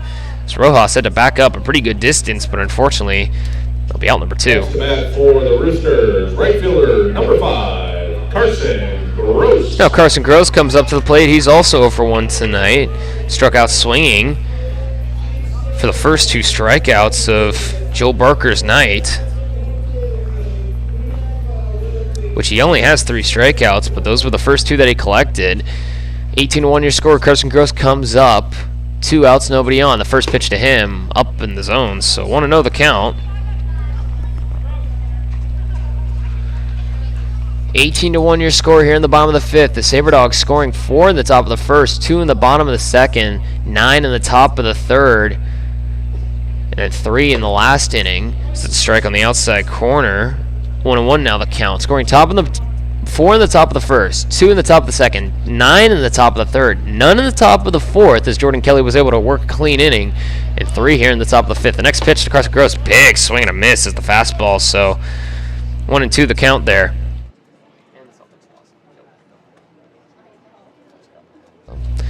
1-2 the count here for Carson Gross. The Northern Colorado product waits. He'll lace this one over and out to foul territory in the left field side. It'll land out of play as now it's 1-2 the count. And congratulations to my California friends down there. The Golden State Warriors just won the NBA championship. Rip to me. I'm a Celtics fan. That stinks. Not something I wanted to see tonight, including this score right now. 18-1 here in the bottom of the 5th. The Ragin Roosters are down. The next pitch fouled up and out of play from Carson Gross. Still 1-2 the count as the Northern Colorado product continues to work here.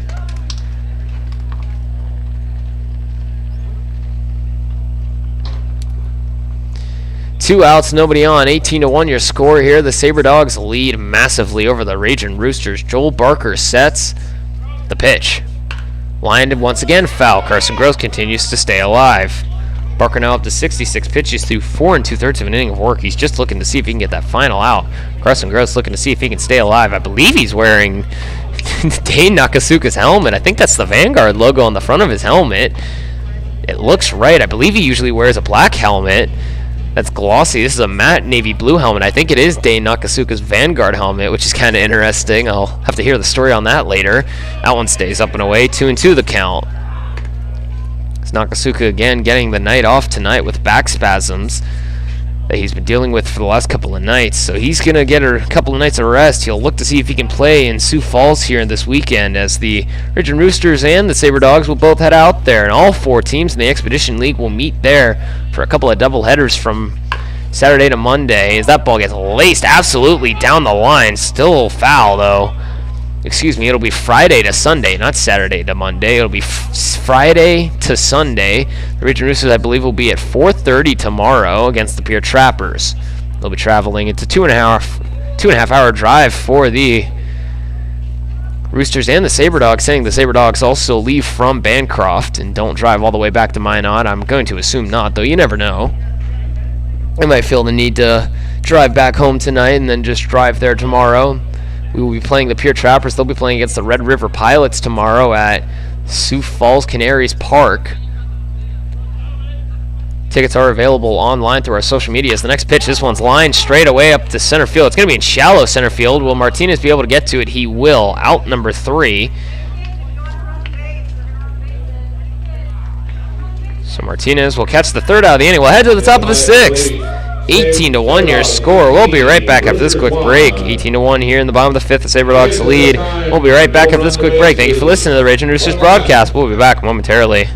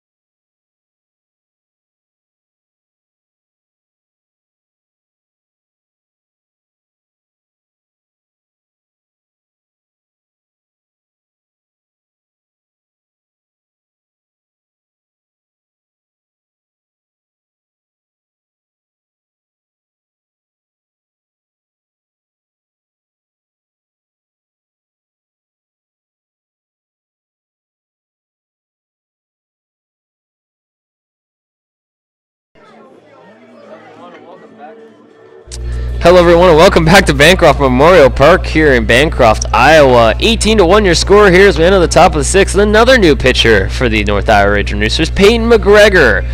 Traditionally the left fielder for these Ragin Roosters out of Oakland University. He's going to come up, make an appearance here tonight on the mound. His first with the Ragin Roosters. He'll come in relief now.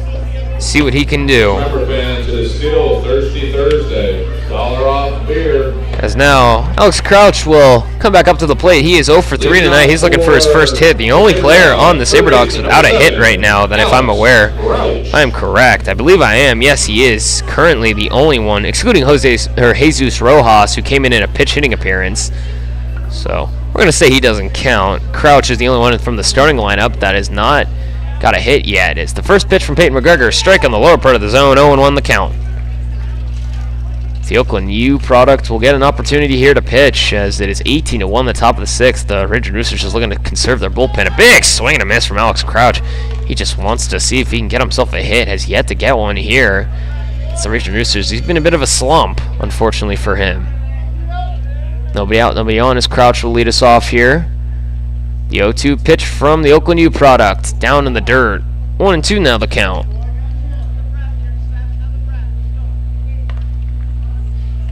Alex Crouch hitting in the left-handed batter's box, the gloveless wonder style that we like to say Craig Kenny has. The 1-2. Big swing and a miss. Strike 3 in his first pitching appearance. Peyton McGregor gets a strikeout. Alex Crouch goes down on strikes. Next to bat for the Sabre Dogs, center fielder number 23, Eduardo Martinez. So Eduardo Martinez comes up to the plate. Already 2 for 2 tonight for him, including 2 walks as well. Both of his singles to left field. One on a line drive, one on a ground ball that made it to the gap of third and short. Then first pitch to him, strike on the outside corner. Peyton McGregor is already a natural pitcher. What can we say? It's the tall right-hander. Usually plays in left field. Continues to work here. I remember correctly from Scottsdale, Arizona. The 0-1. Strike call. 0-2 now the count. It's once again Peyton McGregor, the natural born relief pitcher here for the Ragin Roosters. Was in left field in last night's game. Went 1 for 3 with a walk and a strikeout. As the 0-2. Breaking ball that goes over the head of Eduardo Martinez. That was completely unintentional. You could see the smile on his face. He just let that one go just a little too early. He was looking to see if he could get the breaking ball action work and see if he could get his second strikeout of the inning. As McGregor sets the 1-2. Strike 3 called on the outside corner. Back-to-back strikeouts for Peyton McGregor out of Oakland U. Again, natural born relief pitcher, what can we say?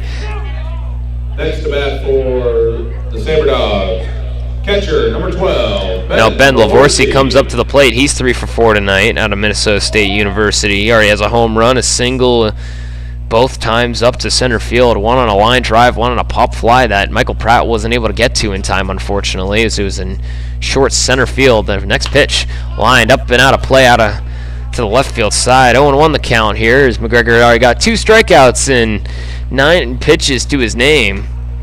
Already working a pretty efficient inning here. 18-1 your score, though, here in the top of the 6th. The Sabre Dogs lead the North Iowa Ragin Roosters as McGregor continues to work here. The 0-1 bounces in front of the plate. That was more like a cricket ball than a baseball there. 1-1 the count. So I get news that the Golden State Warriors have currently defeated the Boston Celtics here in the NBA Finals. Good news for the California natives here on the Ragin Rooster side. I don't know if they've heard about it just yet or not. Maybe some of them were looking in on the parlays for that. Unfortunately for me, I'm a Celtics fan. That's going to leave a sour taste in my mouth. That's okay, though. The 1-1 count to Peyton McGregor. Ball down in the dirt. 2-1 now. 2 outs. 2 outs here in the top of the 6th. 18-1 your score. I apologize. I had a bit of a brain fart there. Couldn't think of where I was going with that. The next pitch up in the zone. So 3-1 now the count for Peyton McGregor as he's just looking to see if he can get the 3rd out and get a clean inning of work here against the Sabre Dogs. Only 1 inning where they have not scored at least 2 runs. They scored 4 in the top of the 1st, 2 in the top of the 2nd, 9 in the top of the 3rd. This next pitch down in the dirt, so at ball 4. Scored no runs in the top of the 4th and 3 runs in the top of the 5th. As now Lavorsi makes it on. Now Cameron Willman comes up to the plate. He's 3 for 4 tonight.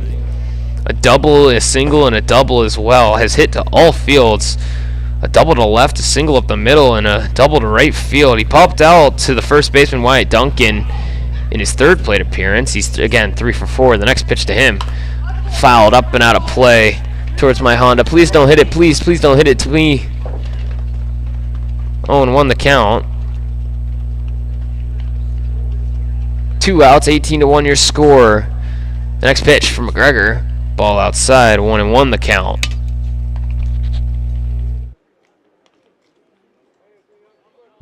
McGregor continuing to work here for the Ragin Roosters, coming in as a as a position player. As this ball gets lined straight out to Michael Pratt in center field. That'll be out number 3. Another another just clean inning of work here for the Ragin Roosters. They're only their 2nd time here, but we'll be right back after this quick break. Thank you for listening to the for listening to the North Iowa Ragin Roosters broadcast. 18-1 your score. We'll be right back after this quick break.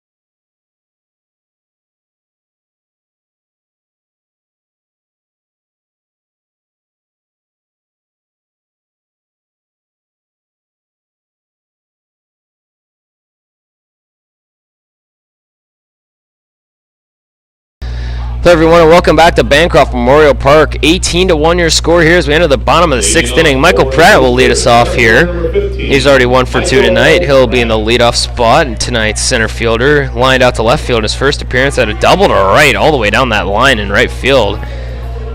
Would end up scoring later, being the only run of the ballgame as Caleb Herbert was able to score him from 3rd base. He was able to advance on a wild pitch and then a line drive right back up the middle that bounced off the glove of Joel Barker, who's now up to 69 pitches through 5 innings of work, only giving up 1 run on 4 hits, I believe. Yes, it is 4 hits. 18-1 your score. The first pitch to Michael Pratt. He's going to line this one straight away to center field. Eduardo Martinez is going to sit right underneath it. The wind will not take this one, unfortunately. Out number 1. First pitch, first swing, first out. Shortstop number 2. Caleb Herbert now comes up to the plate. He's already 2 for 2 tonight. He's been one of the better bats in this Ragin Roosters lineup, and tonight has been proof of that. Has 2 of the 4 hits here for the Ragin Roosters. 18-1 your score here in the bottom of the 6th inning. 1 out, nobody on for Caleb Herbert out of Mesa Community College. The first pitch to him. Ball down in the dirt, so want to know the count. The Arizona native. Unfortunately not using his signature orange bat, which I believe he broke in an appearance, I believe against Pierre last series. I don't remember if it was that series or if it was the first home series of the season. Either way, ball 2 outside. Not sure whose bat he is using now. He told me that he really enjoys using the old hickory bats, but unfortunately has not been able to really use those as he doesn't have it now, obviously. But has been more of a birch fan when it comes to his type of wood for each batter is a bit different. Eddie Magical, I believe, uses a maple one as that ball gets hit over the foul side. Chris Monroe won't be able to get there, so 2-1 the count as Caleb Herbert look to see if he can get himself on base for a 3rd time tonight. 18-1 your score here in the bottom of the 6th. The Sabre Dogs showing up with some amazing offense here. 4 in the top of the 1st, 2 in the top of the 2nd, 3 in the top of the 3rd, or excuse me, 9 in the top of the 3rd, and 3 in the top of the 5th inning. Excuse me, need to get that inning right. The next pitch to Herbert. Strike on the inside corner. That's strike 2, Mr. Umpire. Sorry there. He went to ring him up, and Herbert's like, hey now, wait a minute. I got another pitch still. 2-2 the count to Caleb Herbert. Umpire was getting a little ahead of himself. That's okay, though. It happens to the best of us. We'll see if he gets to do that again here. The 2-2. Fouled up and out of play. Still 2-2 the count here for the Arizona product. One of 2 players here from Arizona area. Peyton McGregor, I believe, is also from Scottsdale, Arizona. We'll see here what Caleb Herbert can do. Can he keep himself alive, get himself his 3rd hit of the ball game? Joel Barker sets the 2-2. Ball out and away. Full count now for Caleb Herbert. One of the leading contact hitters on this Ragin Roosters squad has had multiple games where he's gone at least 3 for 3 or 4 for 4, including mostly against the Pure Trappers. He's been the primary shortstop, hitting in that 2-hole for the Ragin Roosters this season. Usually following up Dane Nakasuka. The 3-2. Laced over to the right-hand side. Will Chris Monroe get a play on it? He will not. It'll land foul.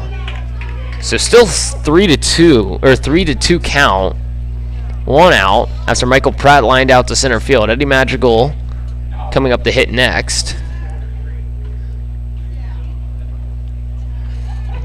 Once again, 18-1 the score here in the bottom of the 6th. The Souris Valley Sabre Dogs lead the North Iowa Ragin Roosters in what has been an ever so dominant fashion game for them. Once again, the 3-2 to Caleb Herbert. Swung on, shoots it over to the right center field gap. I think Jesus Rojas is going to get underneath it. It's actually going to be, no, it won't be. Eduardo Martinez makes the catch over in right center field. Rojas made it look like he was going to be the one to catch it. It's going to actually be Eduardo Martinez. So Eddie Madrigal will come up to the plate with 2 outs as Caleb Herbert gets out for the first time in this ball game. Martinez 0 for 2 tonight, unfortunately for him, was 0 for 4 last night, including getting robbed by the first baseman Chris Monroe in a diving play. Struck out looking in his last appearance, unfortunately for him. He'll look to see if he can change his fortunes here. The left-handed hitter comes up to the plate. Tonight's DH, usually the catcher. First pitch to him, way outside from Joel Barker, ball 1. Barker will look to see if he can get himself through the rest of this inning and see if he can maybe get himself into the 7th. We'll see. The Sabre Dogs have a man up in the bullpen right now. Joel Barker sets the 1-0 to the St. Mary's product. The pitch. Lined over to the left-hand side. Will it land out of play? It will. It's going to be out of play. It's the third baseman Crouch tried to make a play on it, but there's a painted line over there in foul territory. That's over towards the light poles that are in they're in foul territory. There are light poles here in Bancroft Memorial Park that are in foul territory, where the line is painted from the dugout to the light pole that is out of play territory. The same thing applies for the right field line, but is more towards the batting cages. The next pitch. Magical's going to line this one right back up the middle. He'll get himself a hit. That'll be a single off the bat of Eddie Magical. He was a little early on the swing, got it off the end of the bat, but he gets it enough to put himself on base. So that's his first hit here against these Souris Valley Sabre Dogs. So Wyatt Duncan now comes up to the plate. And I believe we may have a pitching change here. It's going to be at least a arrival to the mound. Joe Barker does not want to come out of this game, but he is smiling. He's going to have a conversation. Duncan 1 for 2 tonight, already has a single to his name, absolutely lit one down the left field line. Unfortunately, tried to turn it into a double, didn't have the legs for it, got thrown out at second base, so he's 1 for 2 tonight. It's Joel Barker having a bit of a conversation with his manager for a moment, seeing if he can get himself out of this inning. 81 pitches through 5 2/3 inning of work. It's been pretty efficient for these Souris Valley Sabre Dogs. 5 hits, 1 run, 3 strikeouts, no walks, and what has been a pretty good game for him. Currently a .882 whip right now with walks, hits, and innings pitched. He's have 2 batters on. Has Wide and Wild pitch against him. What's been a very efficient outing for him. Again, only 1 run given up, especially in the Expedition League. That is a great outcome for him. 18-1 the score here in the bottom of the 6th. It's the first pitch to Wyatt Duncan. Popped straight up. Can anybody find it? The third baseman, Alex Crouch, is going to try and find it. He will not. It's going to drop on an error by Alex Crouch. He tried his hardest to come in and make the play. Unfortunately, could not do so. So an error by Alex Crouch allows Wyatt Duncan to make it on. So now Jared Brandon will come up to the plate. Jared Brandon already 0 for 2 tonight. Lined out to center and grounded out to the pitcher, Joel Barker, on an absolute missile that he already had a line drive right back to him off the bat of Caleb Herbert that would end up scoring Michael Pratt. He wasn't going to drop that one and got Jared Brandon out at first. 2 outs, runners on second and first. Then second baseman waits for the first pitch to him. Strike on the outside corner, 0-1 the count. It's the Kansas Westland transfer. Looks to see what he can do here with 2 outs and runners at first and second. Magical on second, has nice speed, not exceptional speed, but nice speed nonetheless. Wyatt Duncan on first. Next pitch to Brandon, lined over and foul, out of play over to the left field side. 0-2 now the count.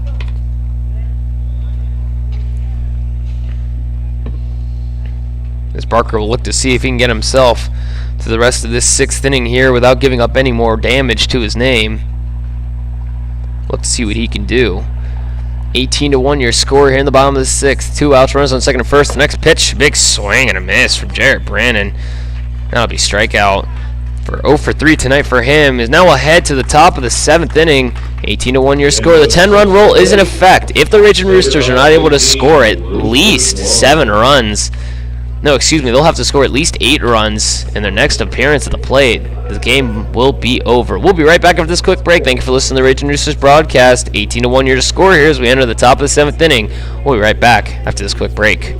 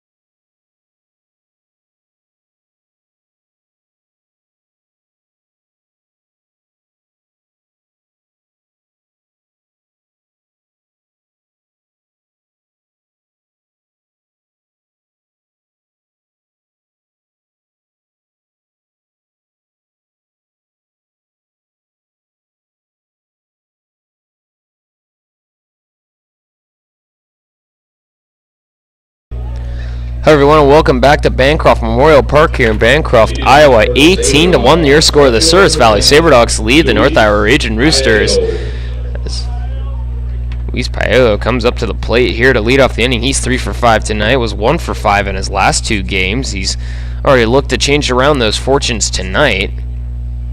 As Peyton McGregor continues to work on the mound. Strike 1 on the outside corner for the first pitch to Paello. A double, a single, and another single to his name, including he reached on an error to the second baseman. He lined out to center as well, so that ball stays low. So 1-1 now in the count. Nobody out, nobody on for Peyton McGregor pitching right now. That ball gets fouled up and out of place, so 1-2 now the count.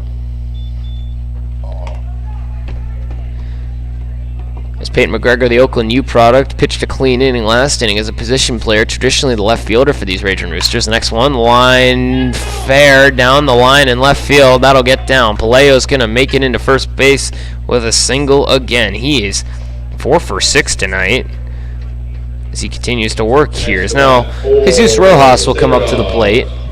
Right fielder, number 15, Jesus Rojas. Rojas comes up to the plate. The Columbia arm sleeve on his right arm. I did not recognize that the first time he came up to the plate, though I was trying to keep track at the same time. It's a ball on the outside corner. 1-0 the count. Rojas already 0 for 1 tonight. Tonight's coming in as a pitch hitter for the right fielder. He popped up to the second baseman, Jarrett Brandon, earlier. As the next pitch, strike on the outside corner, so 1-1 now the count.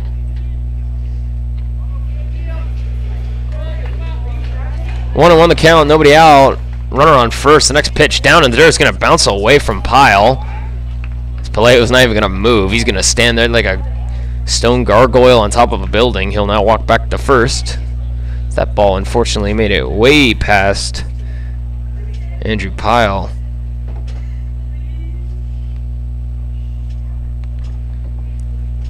Two-1 the count, the pitch. This one gets lined over the second base side. Jarrett Brandon won't be able to snag that one, unfortunately, so that'll be another single, back-to-back singles. Jarrett Brandon tried his absolute hardest to try and reach for that one. Unfortunately, he's not able to do that. So now Chris Monroe comes up to the plate with nobody out. And runners on second and first. Monroe already 4 for 5 tonight. He'll look to see if he can continue with that. A double, 2 singles, or excuse me, 2 doubles and 2 singles for him tonight. Most of them down the right field line, which has been an interesting development.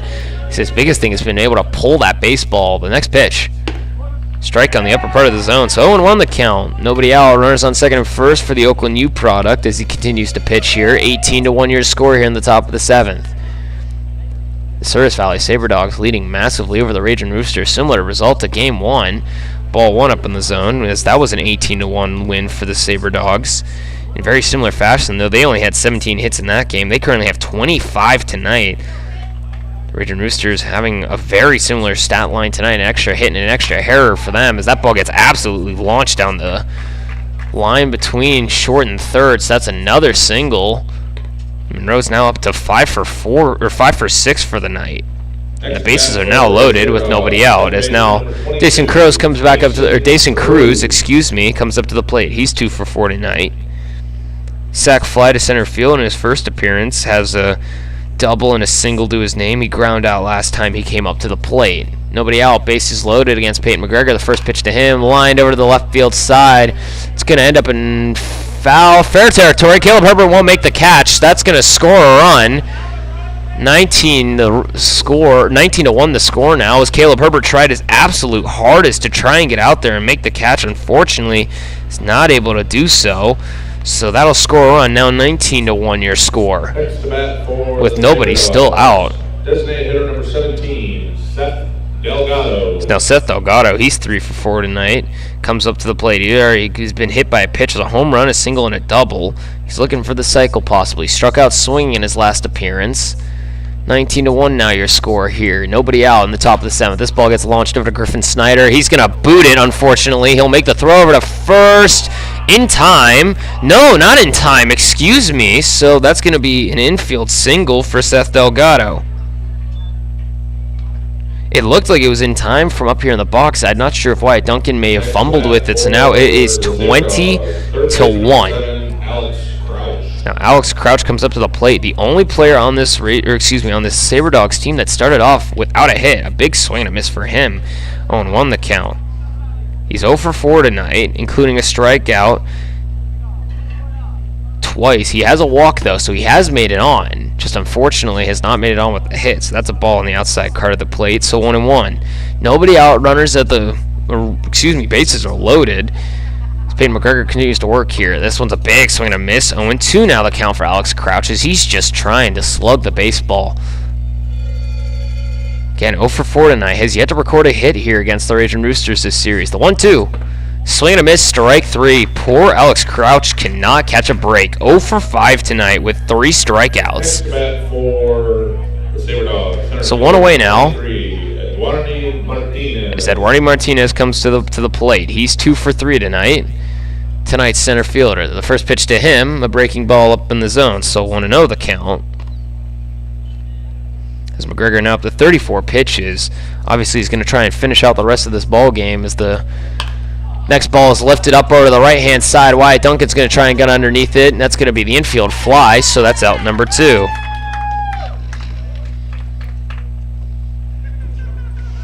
So 2 outs now as Ben Lavorsi comes up to the plate.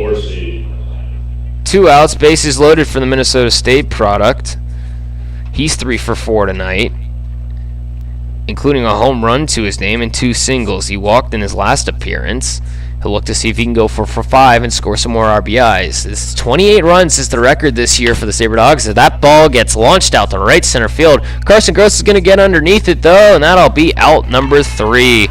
So we'll head to the bottom of the 7th. 20-1 now your score. So now the Ragin Roosters have to score 10 runs if they want to stay alive here, though. In all honesty, it's going to be a long, hard road for that to happen. We'll be right back after this quick break. Thank you for listening to the Ragin Roosters broadcast. 20-1 your score here as we enter the bottom of the 7th. We'll be right back after this quick break.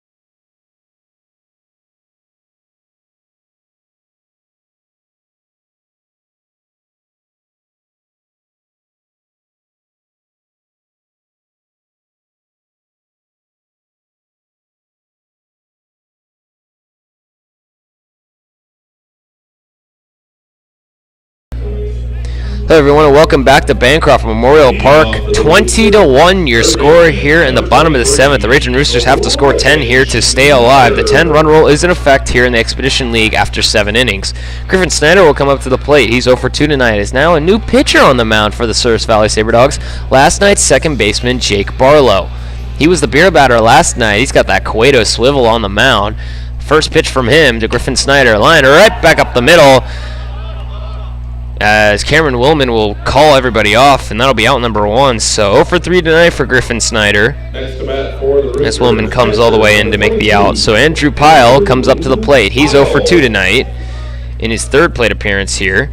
He grounded out to grounded out to first in his first plate appearance and popped up to the shortstop Willman in his second one. 1 out, nobody on. The first pitch to him, big swing and a miss for the product, headed to Long Beach State next season. As Barlow's got the swivel in his shoulders. The next pitch, big swing and a miss from Andrew Pyle. He's coming up aggressive right now. 0-2 for him. 1 out, nobody on. 20-1 your score in the bottom of the 7th. The Sabre Dogs lead the Ragin Roosters. 0-2. Swing and a miss, strike 3. Andrew Pyle's go down on 3 swing and a misses.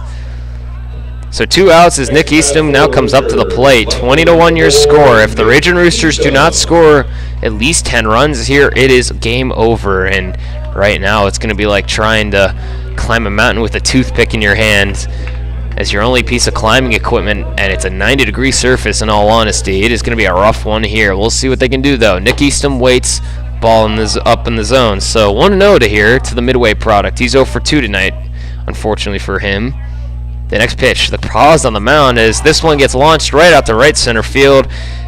That'll be out number 3, and that'll end the ball game. Jesus Rojas picks up out number 3, 20-1 the game.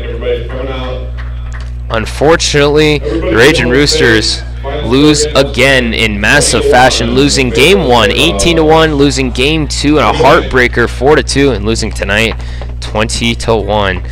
Joel Barker gets the win, gives up 1 run on 6 innings pitched, 4 strikeouts, no walks. His command, ever so prevalent tonight, only gave up a handful of hits, I believe. Yes, only gave up 5 hits. I don't even think that. I think he only gave up 4 in all honesty. Yes, he gave up all 5 hits. I apologize. 1 earned run, 4 strikeouts. Jake Barlow comes in for an inning of work, picks up a strikeout. Semler Dietrich will receive the loss, a third of an inning of work, 4 hits, 4 earned runs, 1 walk, no strikeouts. Doesn't make it out of the first inning. As the Ragin Roosters will look to bounce back tomorrow. They'll take on the Pure Trappers in Sioux Falls, South Dakota. We'll be headed to Sioux Falls tomorrow to play at Sioux Falls Canary Stadium, as the Expedition League entirely, including the Pure Trappers, the Red River Pilots, and the Souris Valley Sabre Dogs, will head down there tomorrow for a 3-game series in South Dakota. All 4 teams will be playing down there in doubleheader format. The Pure Trappers will be the first one. I believe 4:30 will be start time tomorrow. Do not quote me on that just yet. We'll have more updates on social media later tomorrow. And then they will take on the Red River Pilots on Saturday, and then they'll take on these Sewer Valley Sabre Dogs on Sunday. It'll be against all 3 teams before they'll then head on the road to play against the Red River Pilots in Grand Forks once again. The Red River Pilots have yet to visit here in Bancroft, Iowa, but they'll have the opportunity here eventually, but we'll make another visit out to Grand Forks first before we do that. The next time that the Ragin Roosters will be back here will be against these same Souris Valley Sabre Dogs. I believe that will be, yes, Friday, June 24th through the 26th will be a 3-game series that they will play against these Sabre Dogs. They will then head off on the road against Pierre, I apologize, the Pure Trappers, and then that'll be the end of June essentially for the Ragin Roosters. So, with that being said, the Ragin Roosters now fall down to, I believe, 6-8 on the season. And we will see if they can bounce back tomorrow against the Pure Trappers. 4:30, I believe, the start time for tomorrow at Sioux Falls, South Dakota. Do try and make an arrival out there